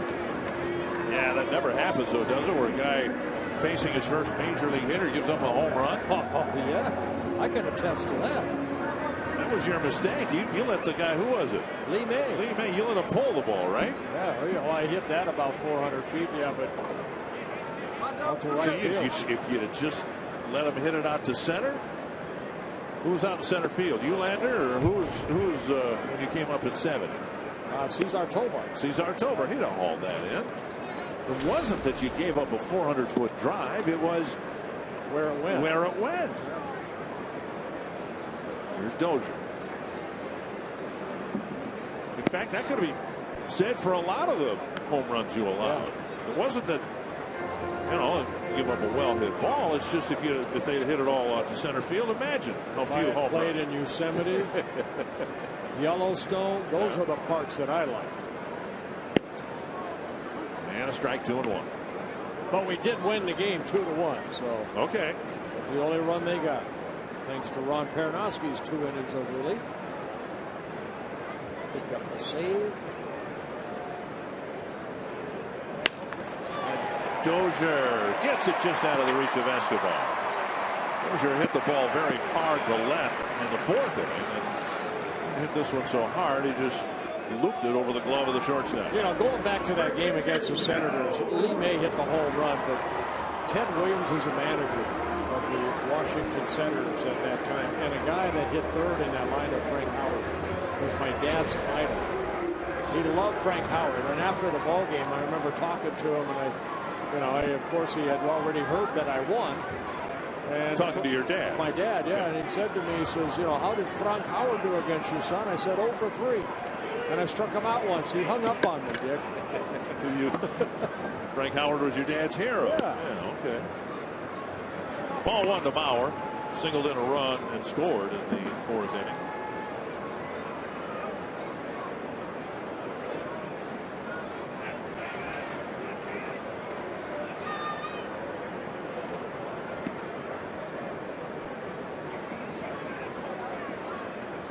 Your dream is to play Major League Baseball, and Marriott fulfilling that dream here. Standing on the mound here at Target Field, a day he will always remember, and everybody that ever got to the big leagues will always remember their first at-bat, their first batter they faced.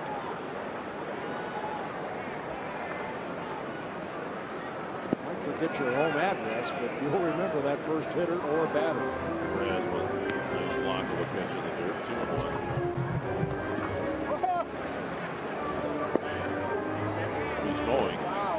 subconsciously or not. My goodness, I'm pitching to Joe Mauer, 3-time batting champion.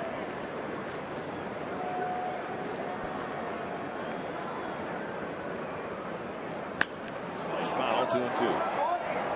Now we'd like to do to Mauer what you did to Frank Howard. Strike him out. And Joe would like to do what Lee May did to me. Hit one out.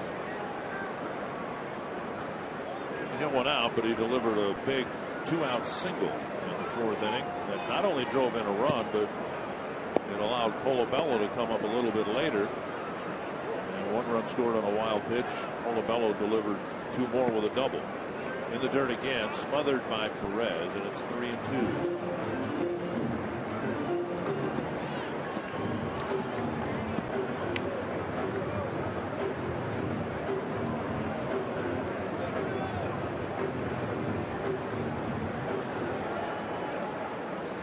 And Blue hoping for a chance here with a couple men aboard. Dozier does not go, and Mauer strikes out. That's why Dozier didn't go. Joe's strikeout rate spiked up last year, and it's spiked up again so far this year. Well, Marriott striking out Joe Mauer, so there's going to be some phone calls going home. Okay. And, you know, this league's easy. I struck out Joe Mauer, 3-time batting champ. But again, you'll never forget that first time that you put on a uniform and actually got out on the field to compete. Now, did you talk with Lee May about his home run against you afterwards, later? No, you know what? Later, I was doing a celebrity game at USC, and Lee May lived in Southern California, which I didn't know, but he came up and introduced me. He introduced himself to me, and I said, well, I know who you are. Did he remember, because he was a pretty good hitter and he hit a few home runs in his day, did he remember his home run against you? No. He did not. I did. I should have asked him, what did you do in your first at-bat? Just tell me you didn't knock him down. No, I didn't. You didn't push him. I was too nervous. I was 19 years old. I was happy to be out there. 1-1 to Bluth. He's reached all 3 times. A couple of hits, a walk, a couple of runs scored.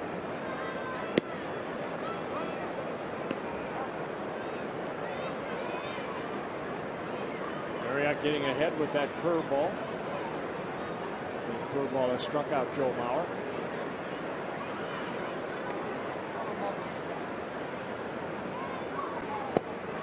And now low, 2-2.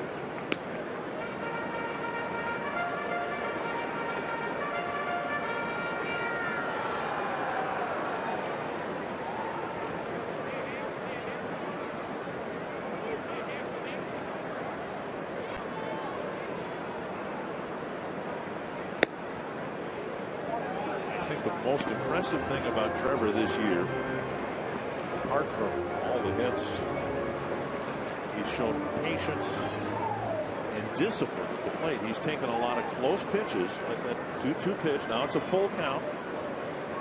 Still going to strike out his share. Dozier goes, and the pitch tapped to short. Escobar gobbles it up and fires to first. That'll end the inning. And we head to the 7th to see if Kyle Gibson can complete the 7th inning.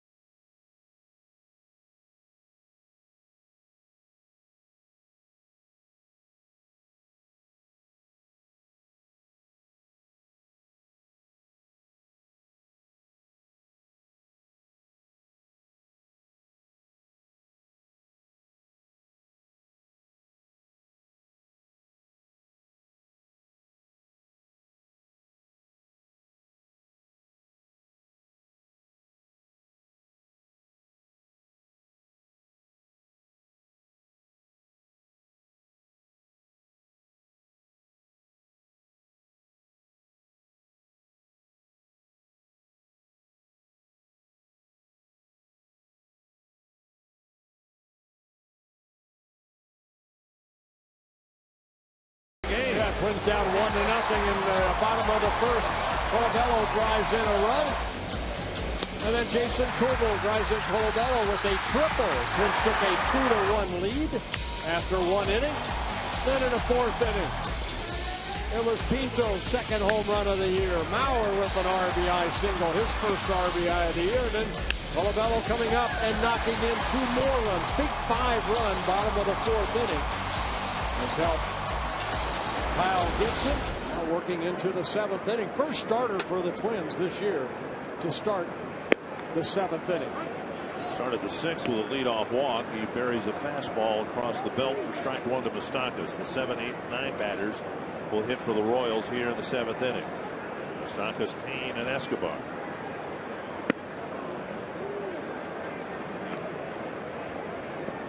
Comes in high and hard to Moustakas. Not knocking him down, but boy, with Moustakas and Hosmer, I think in each case making them respect the fact that he'll come in. Here's Mastroianni in right. Well, that opens up that pitch right there. If he could just hit that little changeup away.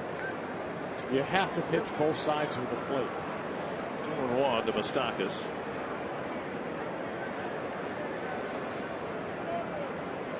Popped up, fouling out of play. 2-2. The starting pitching has been dreadful for the Twins this year. Gibson did his part in Cleveland, and now he's backed it up with another good outing here. And this is just his 12th major league start. The issues have come from the veterans in the rotation. And you hope it turns around tomorrow with Ricky Nolasco on the mound. Breaking ball hit to center. Hicks has a long run. He won't get there. There's a little flare for a leadoff hit here in the 7th. Moustakas picks up his 2nd inning, but here tonight we talked about the offense, but what about the job that Kyle Gibson has done? Couple strikeouts for Gibson. That hit by Moustakas, only the 5th. 1 double play turned behind him. That coming last inning off the bat of Alex Gordon.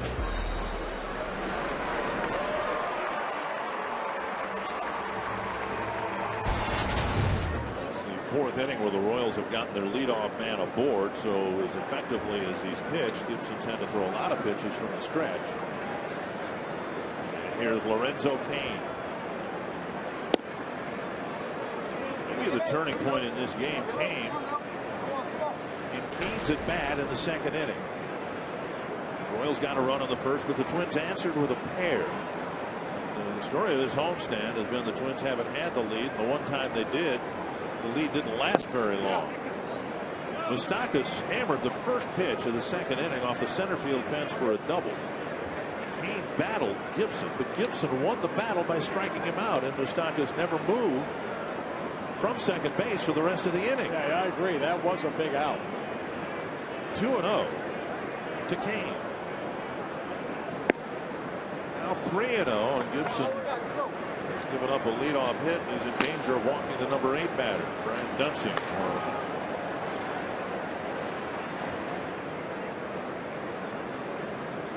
Milk an extra inning out of Gibson, but if he walks Cain, he might get at least a trip to the mound. 3-0. Make him swing the bat. Missed inside a 4-pitch walk. At least the catcher Suzuki will go to the mound. Barry Steinbach said what he'd like more than anything else is just stay in the dugout today. 4th walk by Gibson. He walked 4 in 5 innings in Cleveland. Cedes Escobar will bat. I don't want it right here. Escobar with a couple of flies to left. One of them hit to the edge of the warning track.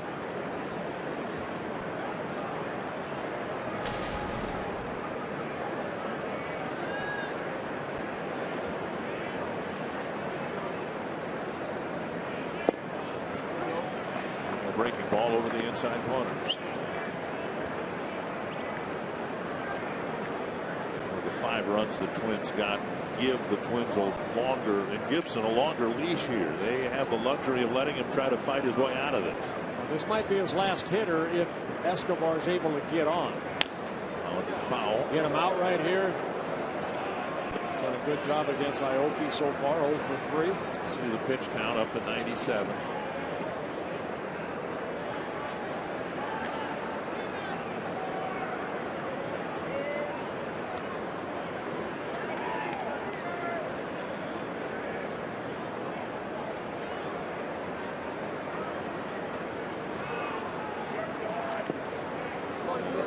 in the dirt. Suzuki blocked it.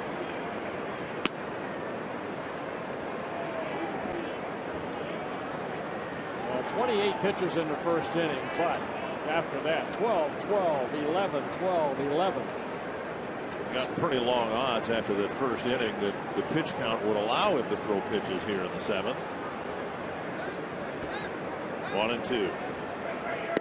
He missed inside 2-2. The command just not as sharp as it was even an inning ago when he faced his 3 batters.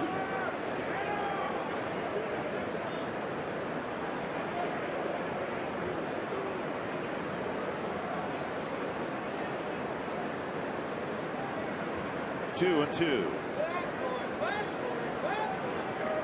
Got him. Struck him out. And we'll see how the Twins play it here. 1 down. A running fastball in, and here comes manager Terry Steinbach. Gibson picking up his 3rd strikeout.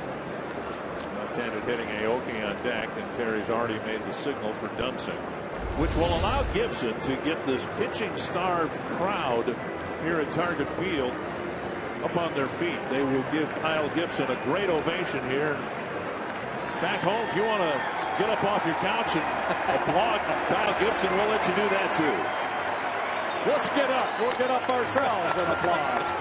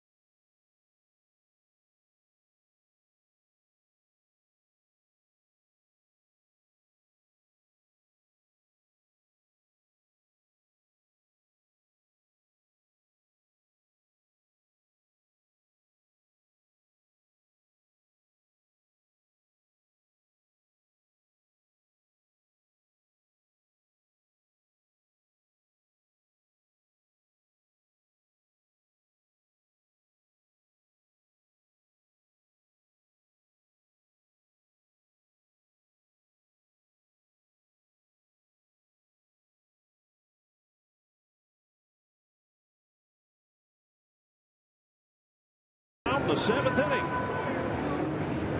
And we applauded.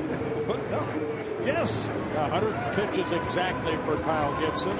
56 strikes. And Brian Dunsing hopefully can get the final 2 outs here in the 7th inning, making his 4th relief appearance.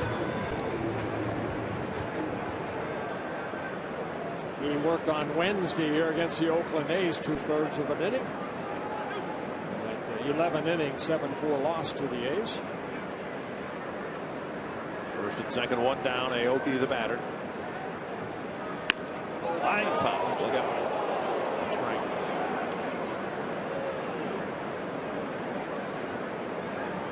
Aoki had a great homestand, 10 for 20, but now 0 for 3 here at Target Field.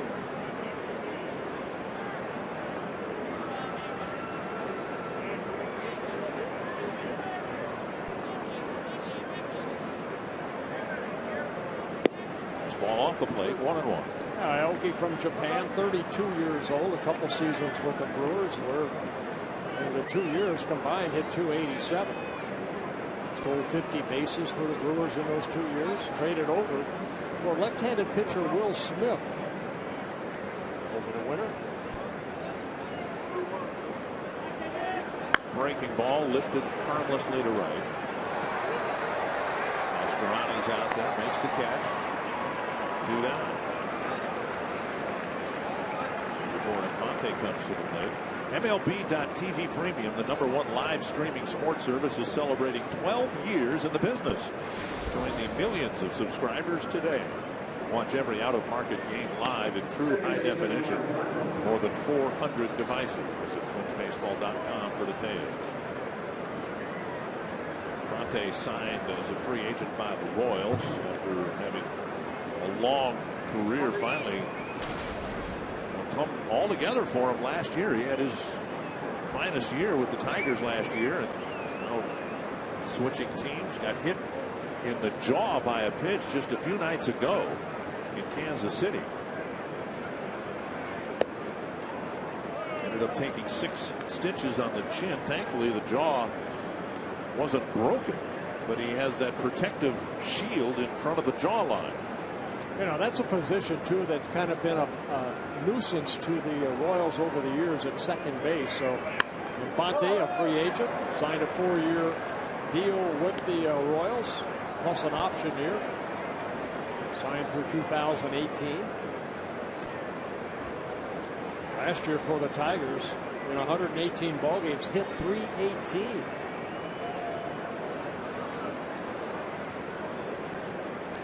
And then the domino that fell in Detroit was the trade of to get Ian Kinsler in to play second base. 1-1. Swing and a miss. 1-2. Good sinking fastball by Dunson right there. Good location. Infante in his 13th season came up with the Tigers in 2002. Braves, Marlins, back to the Tigers last year.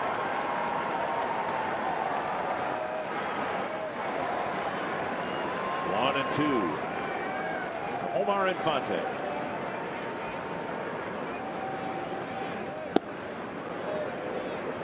Two and two. Royals didn't do anything with their leadoff double in the second. Their leadoff single in the fourth. Their leadoff walk in the sixth. Now a single and a walk have started the 7th inning. But if Dunson can get Infante, they will have wasted those 2 runners.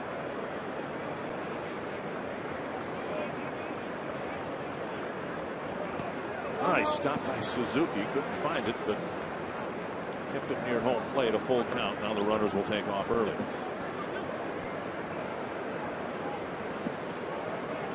Well, the veteran catcher doing everything he can right here to knock it down. Exactly what he does.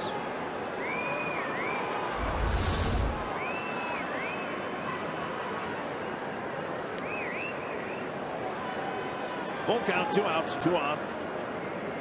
Stockus at second, Kane at first, and they both will leave early.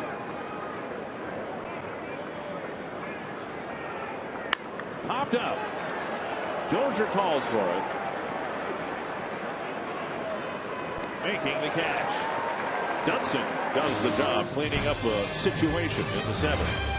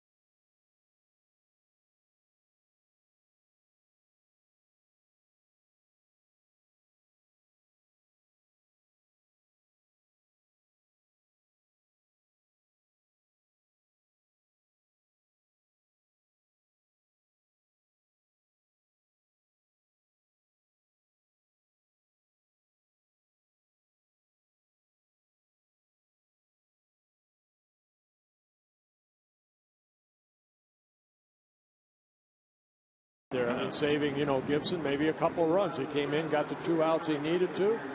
And I was just talking between innings that, your line looks a lot better. Kyle Gibson, 6 1/3 innings, 5 hits, 1 run, because Dunsing came in and got him out of that jam.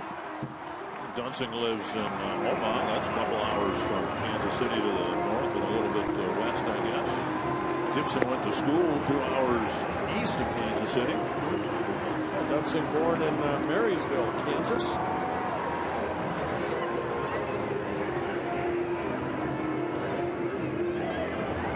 Justin Maxwell is in the left field. He will take over from Alex Gordon now. And Mastroianni will have his first plate appearance here with Colabello taking out defensively.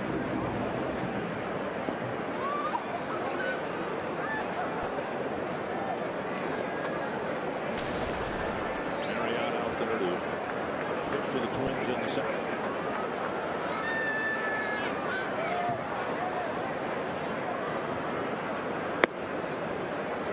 Mastroianni was called up just yesterday.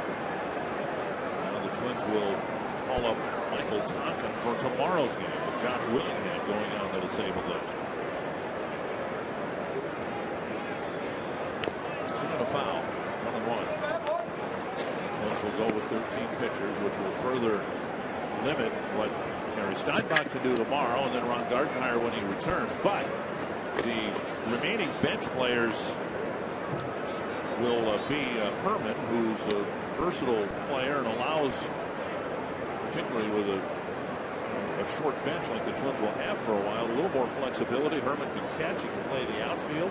The fact that he's on the roster will allow the Twins to put Pinto's bat in the lineup as a designated hitter. Colabello has so far been adequate in the outfield. It's not ideal. It's not how you drew it up. He came out of spring training and didn't have any injuries, but Herman seems to be kind of the key guy here now, because will allow the Twins to improvise a little bit and be a little more flexible. Well, same said for Escobar too. He can play a lot of different positions. Mastroianni, who led off in yesterday's ball game, went 0 for 4, draws a walk here. Mastroianni's he brings, the ability to run once he gets on the bases, but this is not a running situation. Up by 6 runs in the 7th inning. Kubel will get a chance to swing away. A triple off the glove, then off the wall of Aoki in right field, and the Twins took their first lead with a 2-run first inning.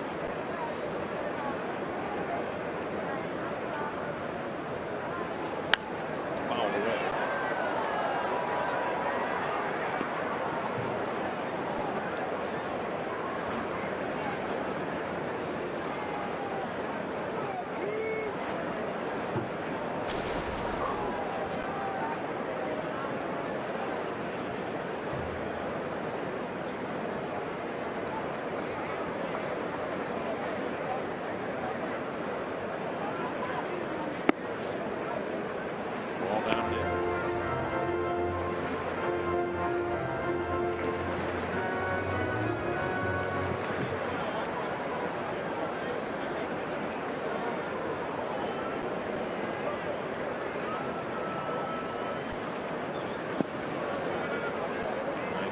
Perez, 2-1.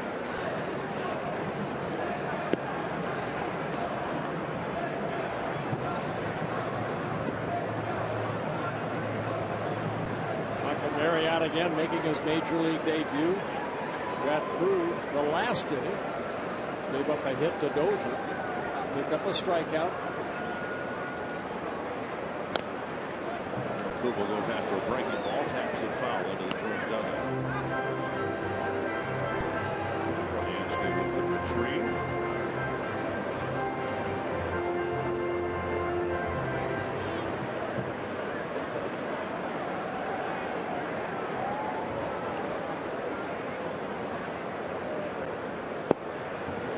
All 3.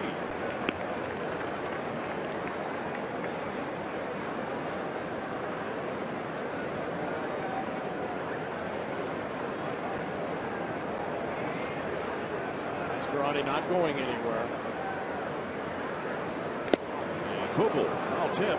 Perez hangs on for a strikeout. Marriott picks up his second major league strikeout. That'll bring up Pinto.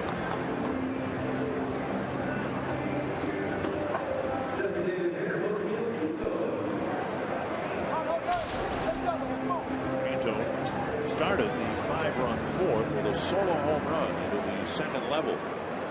In his last at bat, he hit almost off the end of the bat, still drove it to the warning track in right field. Wow. Perez barehands it and throws to second, but not in time to get Mastroeni. Puts well in front of the plate. Perez deflected it up into the air for a wild pitch.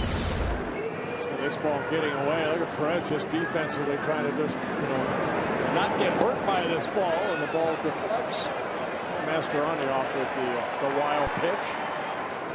Third wild pitch. Credited to the Royals. Lewis Coleman came in through a couple wild pitches.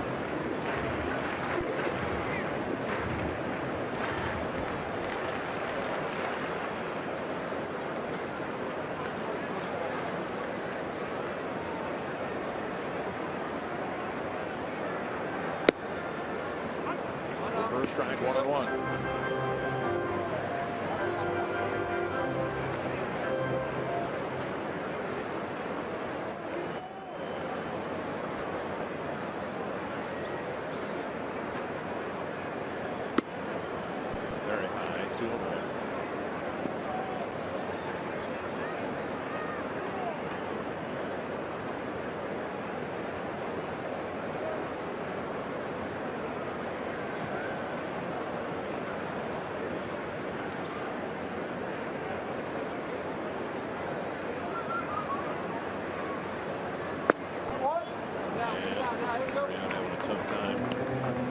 Ball down. Figures that Pinto would catch either tomorrow or Sunday. Might get Chris Herman in the lineup tomorrow, left-handed batter against James Shields.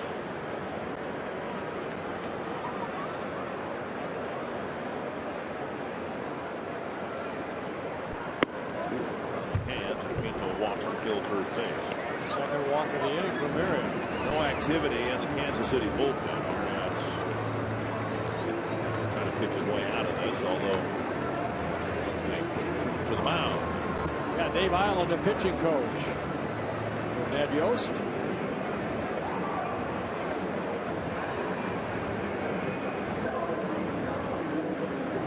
Island trying to get Marriott back down into the strike zone.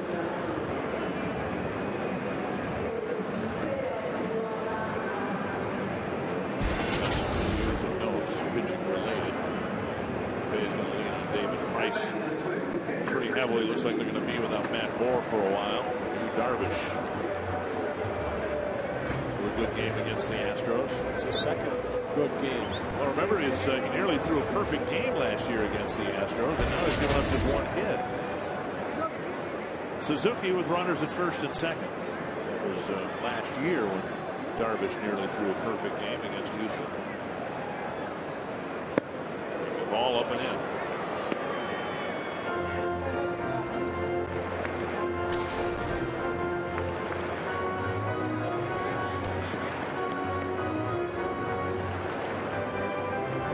They set the bar pretty high with the Royals in terms of relievers when we've seen them. Marriott seems to be more conventional. The Royals for 2-3 years seems like we'd see a reliever for the first time and they'd throw a 97-mile-per-hour crackling fastball right away. This guy throws in the low 90s.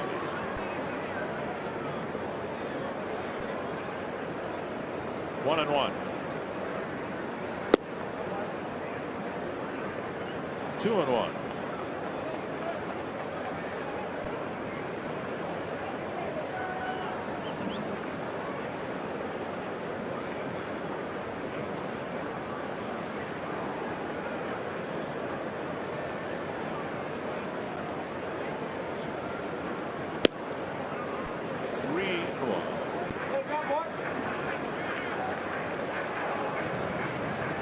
Perez wanting a new glove. The Twins have drawn a lot of walks, but uncharacteristically, they have issued a league-high number of walks. That's very unlike Twins pitching staff. Even the part that's been hardest to watch over the last 3 years wasn't because of the walks so much as a lot of hits and home runs. The Twins came into the game issuing an American League high 40 walks. And they've drawn even more than that themselves. Here's a ball driven to the gap in left center field. Mastroianni will turn and score. That ball will go all the way to the wall. Suzuki's got a 2-run double. So as we've seen with all the walks the Twins pitchers have issued, it works both ways. Marriott issues a couple of walks and they both come around to score on a double. Well, then you fall behind on someone and you have to come in with a fastball, exactly what Suzuki got. And he delivered by pulling this ball into the left field, left center, rolling all the way to the bullpen. Good contact by Suzuki. He picks up his second double on the year. Drives in his 7th and 8th run. Twins having some fun with a 9-1 lead, and now Hicks, who's yet to put a ball in play. Walked and scored in the 4th. Walk sandwiched by a couple of strikeouts.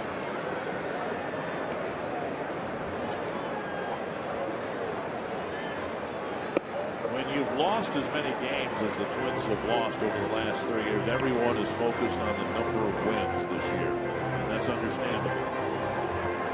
Equally as important, I think, the development of particular players, and this guy probably heads the list. The Twins need to know by the end of this year whether Aaron Hicks is going to be a major league outfielder or whether he's going to struggle as he did last year.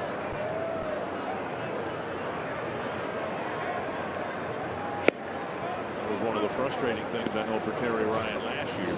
Miserable season on the field, and they were no closer to Hicks establishing himself at the end of the year than they were at the beginning of the year. So too Oswaldo Arcia and Trevor Plouffe. The Twins need to know whether those guys are going to be a part of the solution here. Hicks takes a strike, 1-2. They just want to see consistent contact from Aaron Hicks. There are obviously, or have been, obviously pitching issues that need to be settled, but especially with players like Sano and Buxton coming quickly, the Twins hope. Ball kicks away from Perez. They need to know what they could reasonably count on from Aaron Hicks, Oswaldo Arcia, and Trevor Plouffe.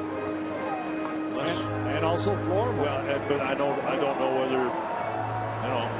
With Eduardo Nunez being acquired, they didn't acquire him, one wouldn't think, to play at Rochester.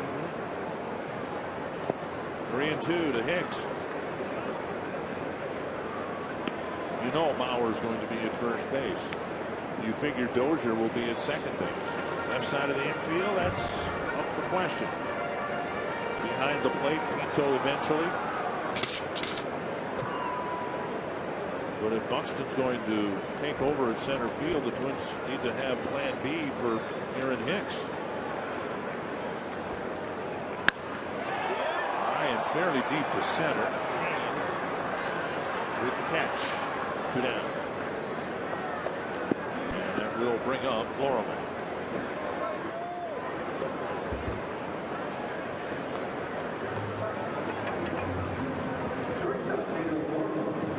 Florimon 0 for 2 with a walk.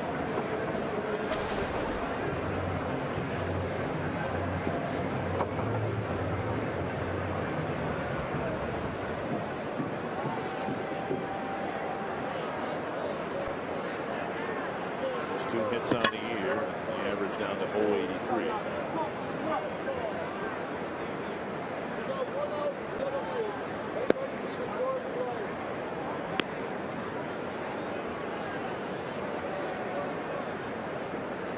Florimon 1 hit, 16 at bats from the left side with 6 strikeouts.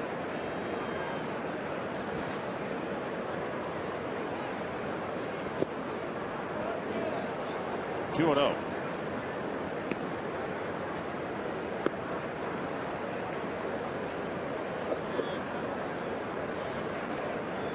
Sox beat the Yankees 4-2. See Sabathia's loss. It'll be Baltimore 2-0. Tap to the right side. Fonte throws to Hosmer, and then the seventh. Couple more for the Twins. They hope they won't need.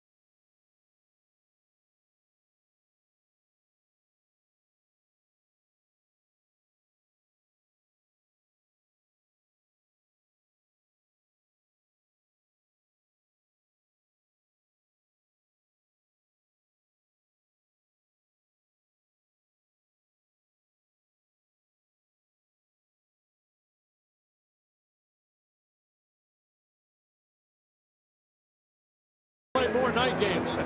I think we're going to, whether we want to or not. And tomorrow it's a day game, and it's James Shields going against Ricky Nolasco. CenturyLink linked to what's next.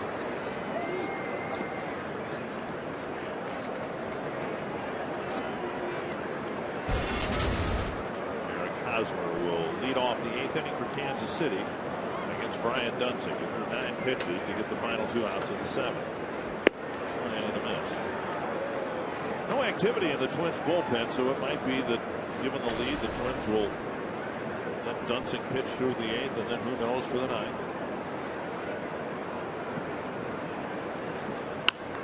Foul and out of play. You know, tomorrow's game, Nolasco's going to be making his first career start against the Kansas City Royals against James Shields, and he's been tough on the Twins. 16 15 career starts for Shields. He's 7-3 against the Twins.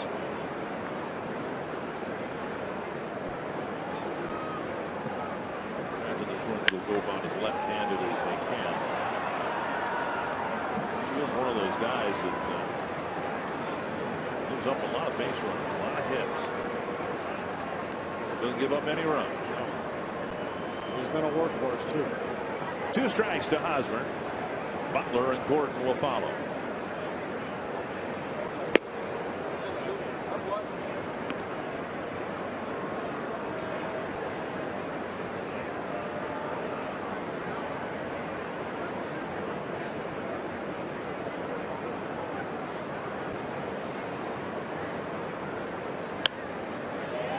Hosmer fights it off.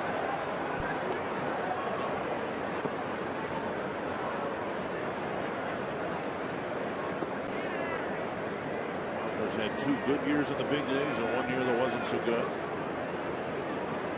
And the hope is that he's locked in and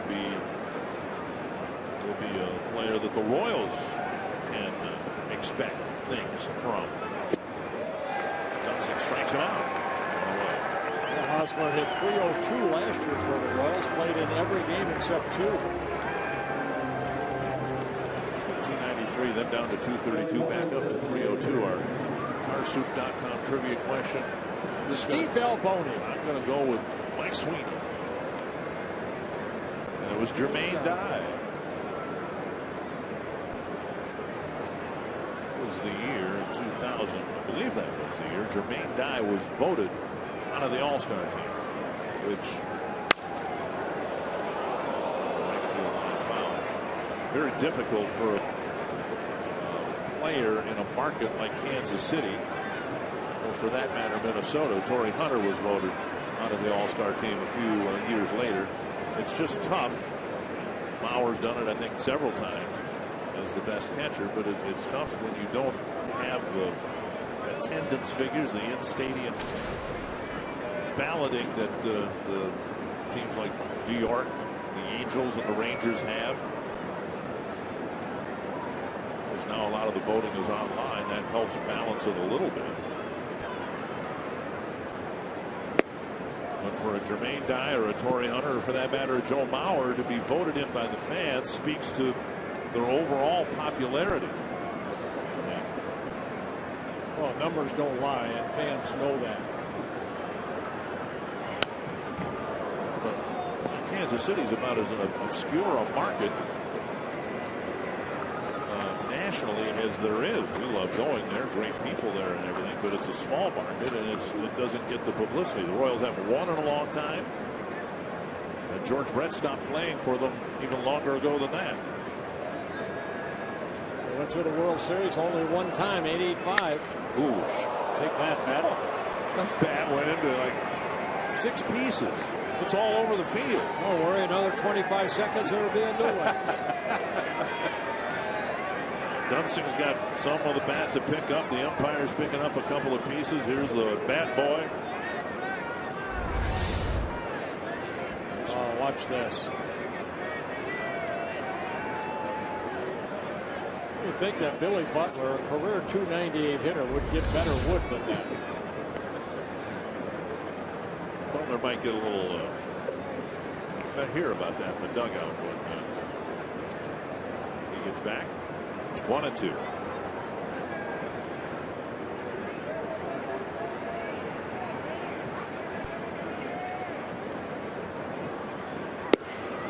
And now 2-2. Let's go.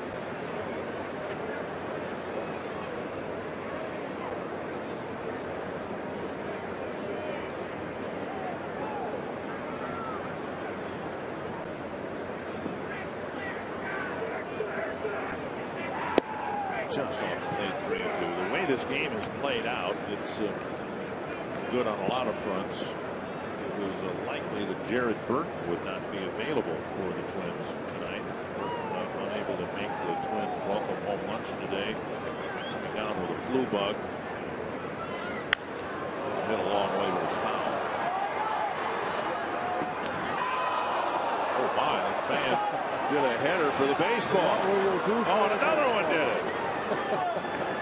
It's a bad seat there. There, he's got it.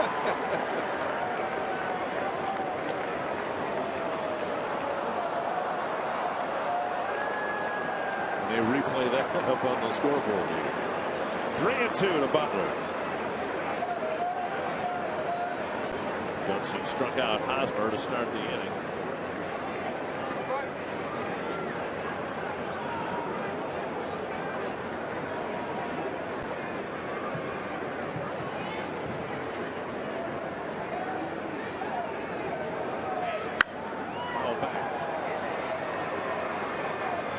Show this again. This was awesome.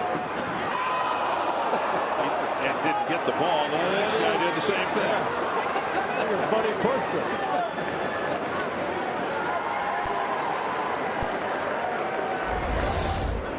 3-2.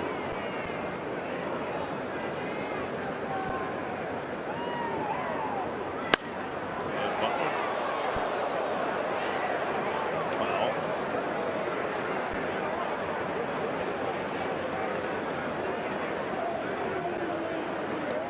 9 pitches in this at bat. 4 2-strike fouls for Butler. And Dunsing about to deliver his 25th pitch.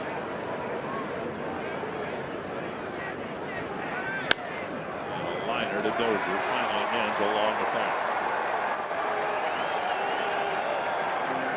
2 down. Target Field suites are available for single game rentals in 2014. In fact, there are 3 kinds from which to choose that can handle groups from 16 to 96.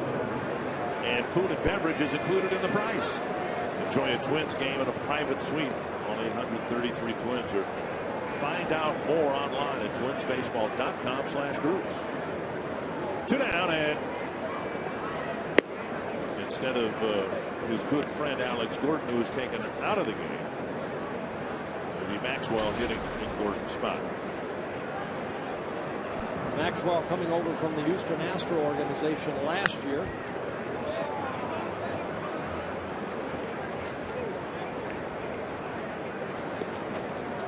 Into the lineup, had a big game against the Twins here at Target Field after the Royals picked him up.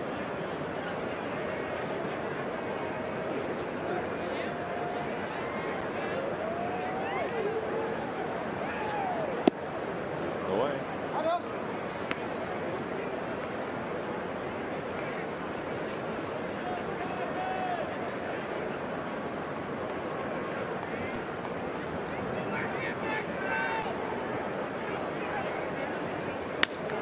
Dump short left. Florimo now. Kubel in. And Dunsing has a good relief outing so far. 5 up, 5 down.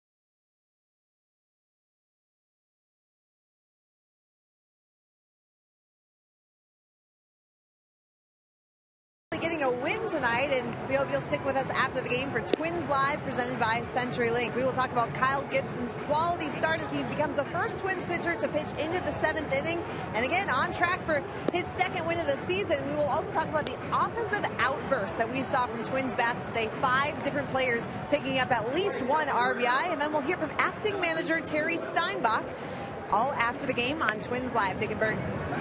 All right, thank you, Jamie. The Royals bring a new pitcher into the ball game, Kelvin Herrera. Wow, he's one of these guys that you said, you know, Royals always seem to bring somebody out of the bullpen that can throw heat, and that's what Herrera does. Good fastball in the upper 90s. He'll mix in a curveball and a changeup in his 4th season with the Royals, making his 5th relief appearance.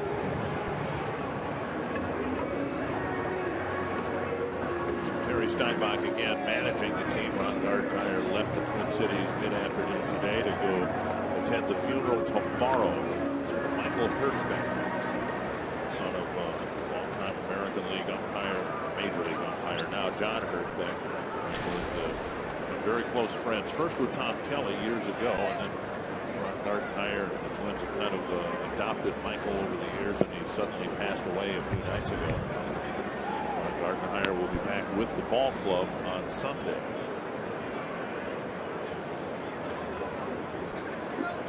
One and 0 to Brian Dozier. Dozier with a single to left his last time up.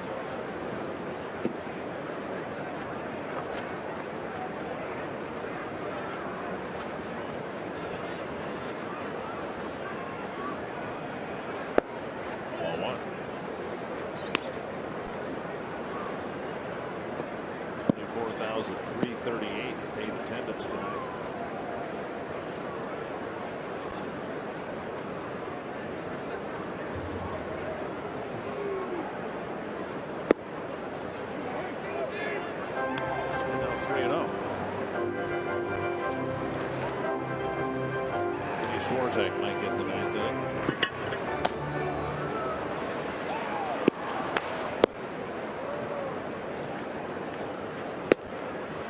And a strike. Herrera from the Dominican Republic, 24 years old. This is his 4th season with the Royals.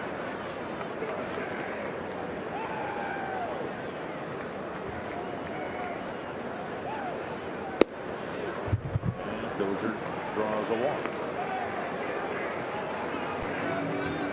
As promised earlier in the game, we have the AT&T fan photo of the game.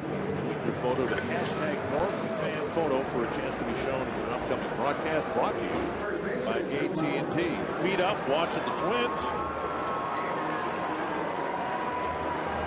Not a bad way to spend a Friday night. Some ugly toes, but with the feet up. At least he has only 5 of them. You got 6, don't you? Yeah. Bauer. And a strike. Pitch tracks presented by Carrier. Strike on the outside corner to Bauer. Hey, before we sign off the air here, we do want to pass along our best wishes to the many friends still here in the upper Midwest and the family. Lou Hudson passed away today. Lou, the great Golden Gopher, his number retired over at the barn, and he passed away today. And for those of us who have memories of him playing, he was the guy. He was Mr. Basketball in Minnesota. After the Lakers left, grounded to second and dropped at second. Everyone is safe. Escobar should be charged with an error. The ball was thrown right to him. The feed from Infante was good. I think trying to hurry the possible double play. Escobar goes over and the ball never got in his glove, just dropped. So Escobar with his first error of the year and a 5th for the Royals. Asdi is the second base umpire. Right there said no, he's safe. Blue for the couple of hits, a walk and a ground ball to short.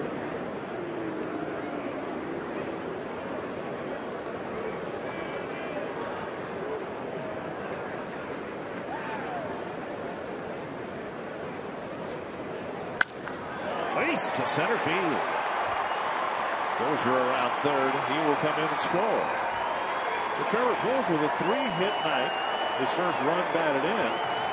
The ball was scalded. It got out of the infield in a hurry. Well, yeah, with Herrera, you know you're going to get a fastball in the mid-90s. So it looked like Trevor was ready for it. That first pitch, lined it right back up the middle. Picks up his 8th RBI of the year. Fastball came running in on him, and he lined it right over Herrera's head in the center field. Another good night at the plate for Trevor Plouffe. Everyone except Jason Kubel and Pedro Florimon has scored a run here tonight. 10 on the board. Mastroianni's second plate appearance. Walked and scored his first time up.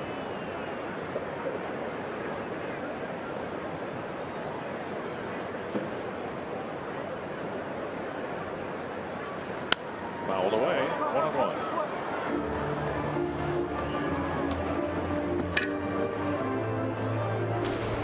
Royals lost a couple games in Detroit in their opening series, and came home, won a couple of series against the White Sox and the Rays. They're very likely going to fall to 0-3 on the road this year. And it looks like the Twins are going to end a 7-game losing streak to Kansas City in their own ballpark.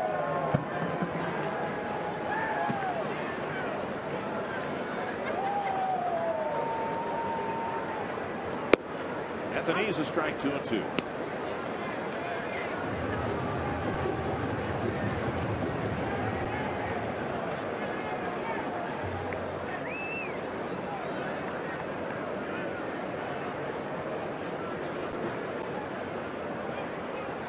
Good to see some smiling faces in that dugout after a very frustrating, disappointing series against the A's.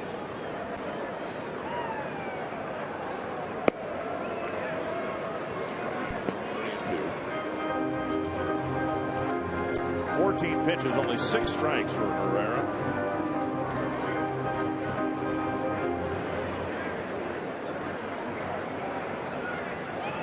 There should have been an out on the board, but the error charged to Escobar.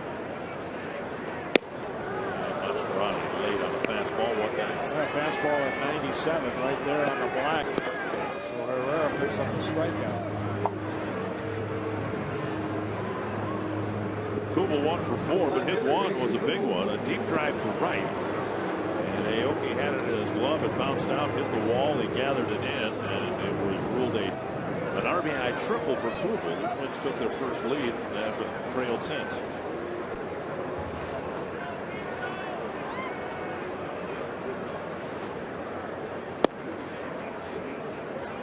Ball 1. Well, let's go back to the first inning. Jason Kubel off of Bruce Chin. See Aoki leaped for that ball, hit the top of his glove, then the wall. And Kubel gets an RBI triple. Tapped up the line, foul, 1-1.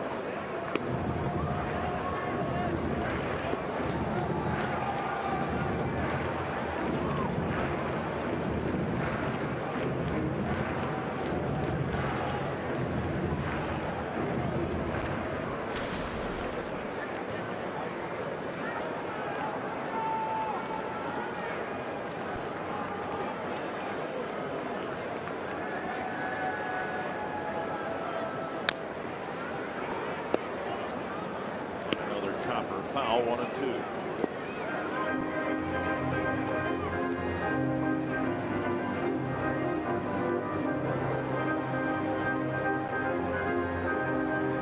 He's not happy with where they are. 3-6 coming into the game today, but amazing. There are only 3 teams with winning records in the American League. The day started with no one in the American League East with a winning record. Tigers 5-2. The A's 6-3 because of their sweep here. And the Mariners 5-3. Everybody else in the American League at 500 or below. And if the Twins do win here tonight, they're 4-5. They're one good game away from the 500 mark. So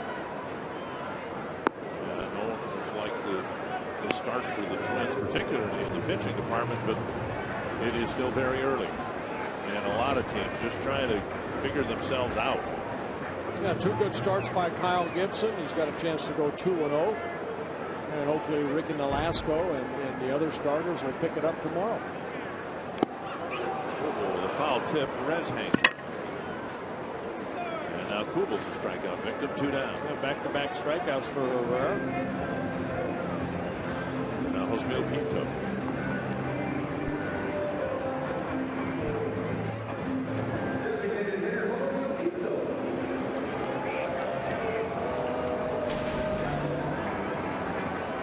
Pinto hitting the only home run of the ball game, coming in the 4th inning.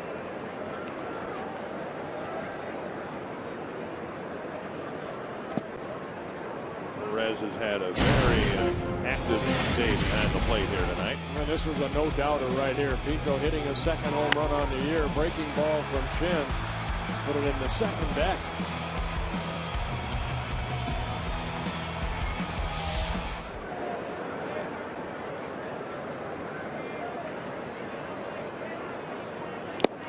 Imagine, through spring training there was the discussion, what will the Twins do with Pinto? Will he play every day down in Rochester, or will he come up here? When you stood back and looked at it, of course it made all the sense in the world that he'd start with the major league club. That's why the Twins got Suzuki to help mentor the young catcher. With Terry Steinbach on the staff, who better to teach someone the ropes about how to call a game and how to mechanically catch behind the plate. And even Terry himself says, hey, this kid wants to learn. Yeah. He's in that video room all the time, talking to the pitchers, talking to Terry talking to Kurt Suzuki. 2-1.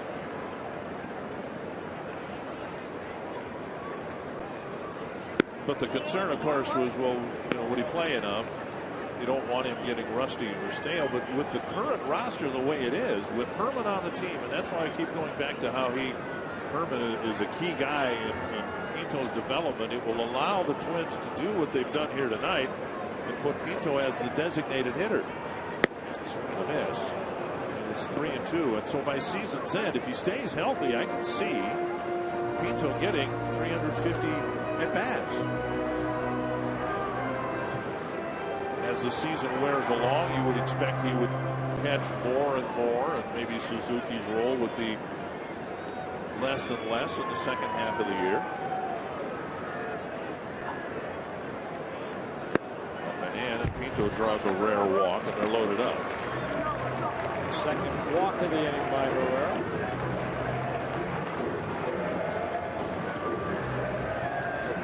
And here is Suzuki, drove in a couple of runs with a double his last time up.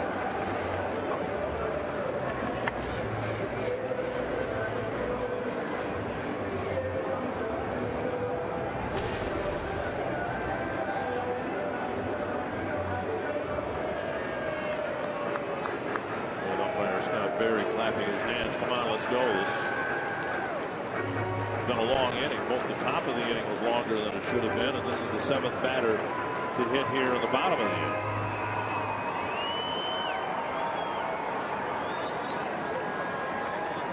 Well, Herrera's thrown 27 pitches, only 12 for strikes.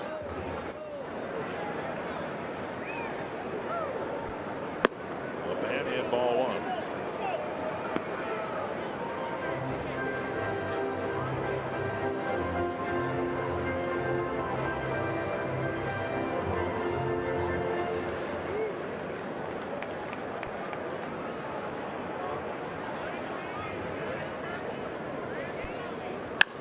Bouncer to short. And that will close the 8th inning. Twins leave the bases full, but they do add another run.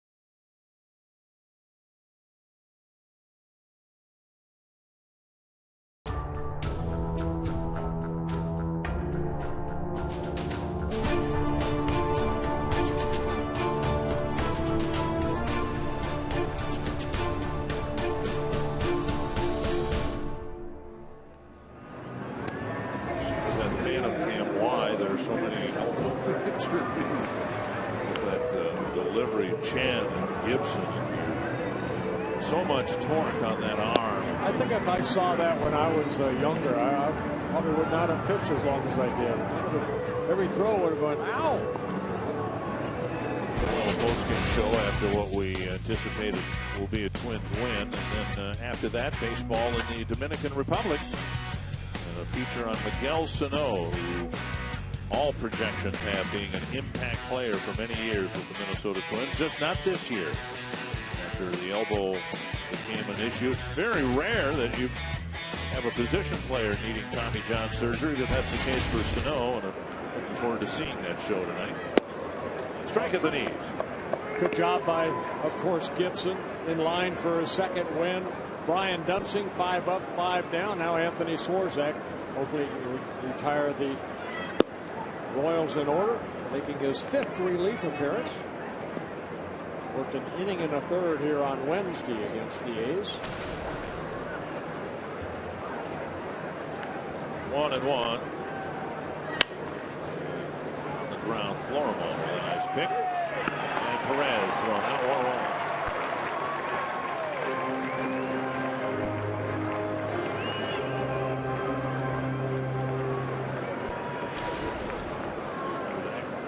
With that one bad outing that relievers want to have, especially early in the season.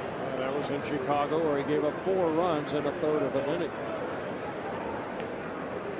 The win coming in Cleveland. Got it in relief in a 10-7 win. Strike over the inside corner. What do you think of the Indians when we were there? And I'll ask you, and I'll give you my answer. I said, going back to spring training, the Indians are the one team in the division I think that's going to have fewer wins this year than last. Yeah.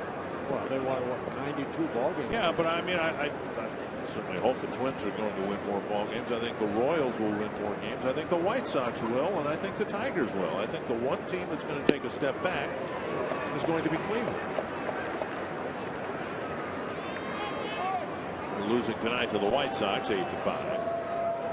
Yeah, they lost some key components in that starting rotation. Sure did. 1-2. Popped up near the Kansas City dugout.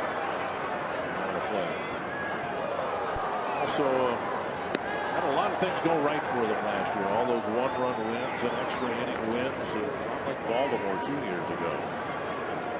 It's fun while it lasts, but then you have to start the season all over again, and those types of things tend to even out over the course of time.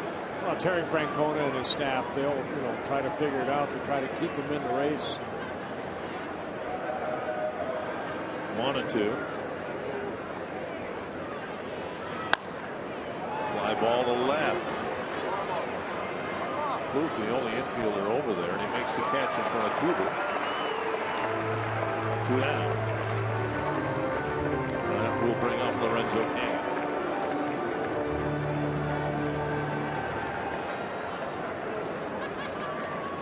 Earlier, I might have said the Twins would be a game within a game of the 500. It would be 2 games, of course, 4 and 6.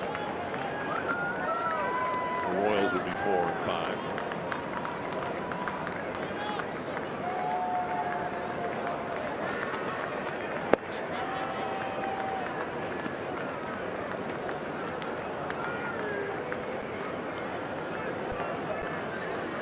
Swarzak throwing strikes, 9 pitches, 6 strikes.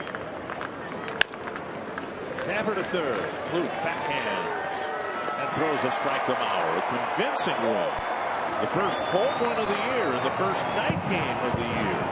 And the Twins hand it to the Royals 10-1. And the first starter to go into the 7th inning, Kyle Gibson. Good job by the bullpen. Anthony LaPanta, the Twins have 4 wins on the season, half of them by starter Kyle Gibson. It's impressive the way he's pitched in his 2 starts. We'll show you how he handled the Royals here tonight, how the Twins snapped the 7-game losing streak in this ballpark against their divisional rival. And we'll hear from Terry Steinbach in the postgame show. It's all next on Twins Live.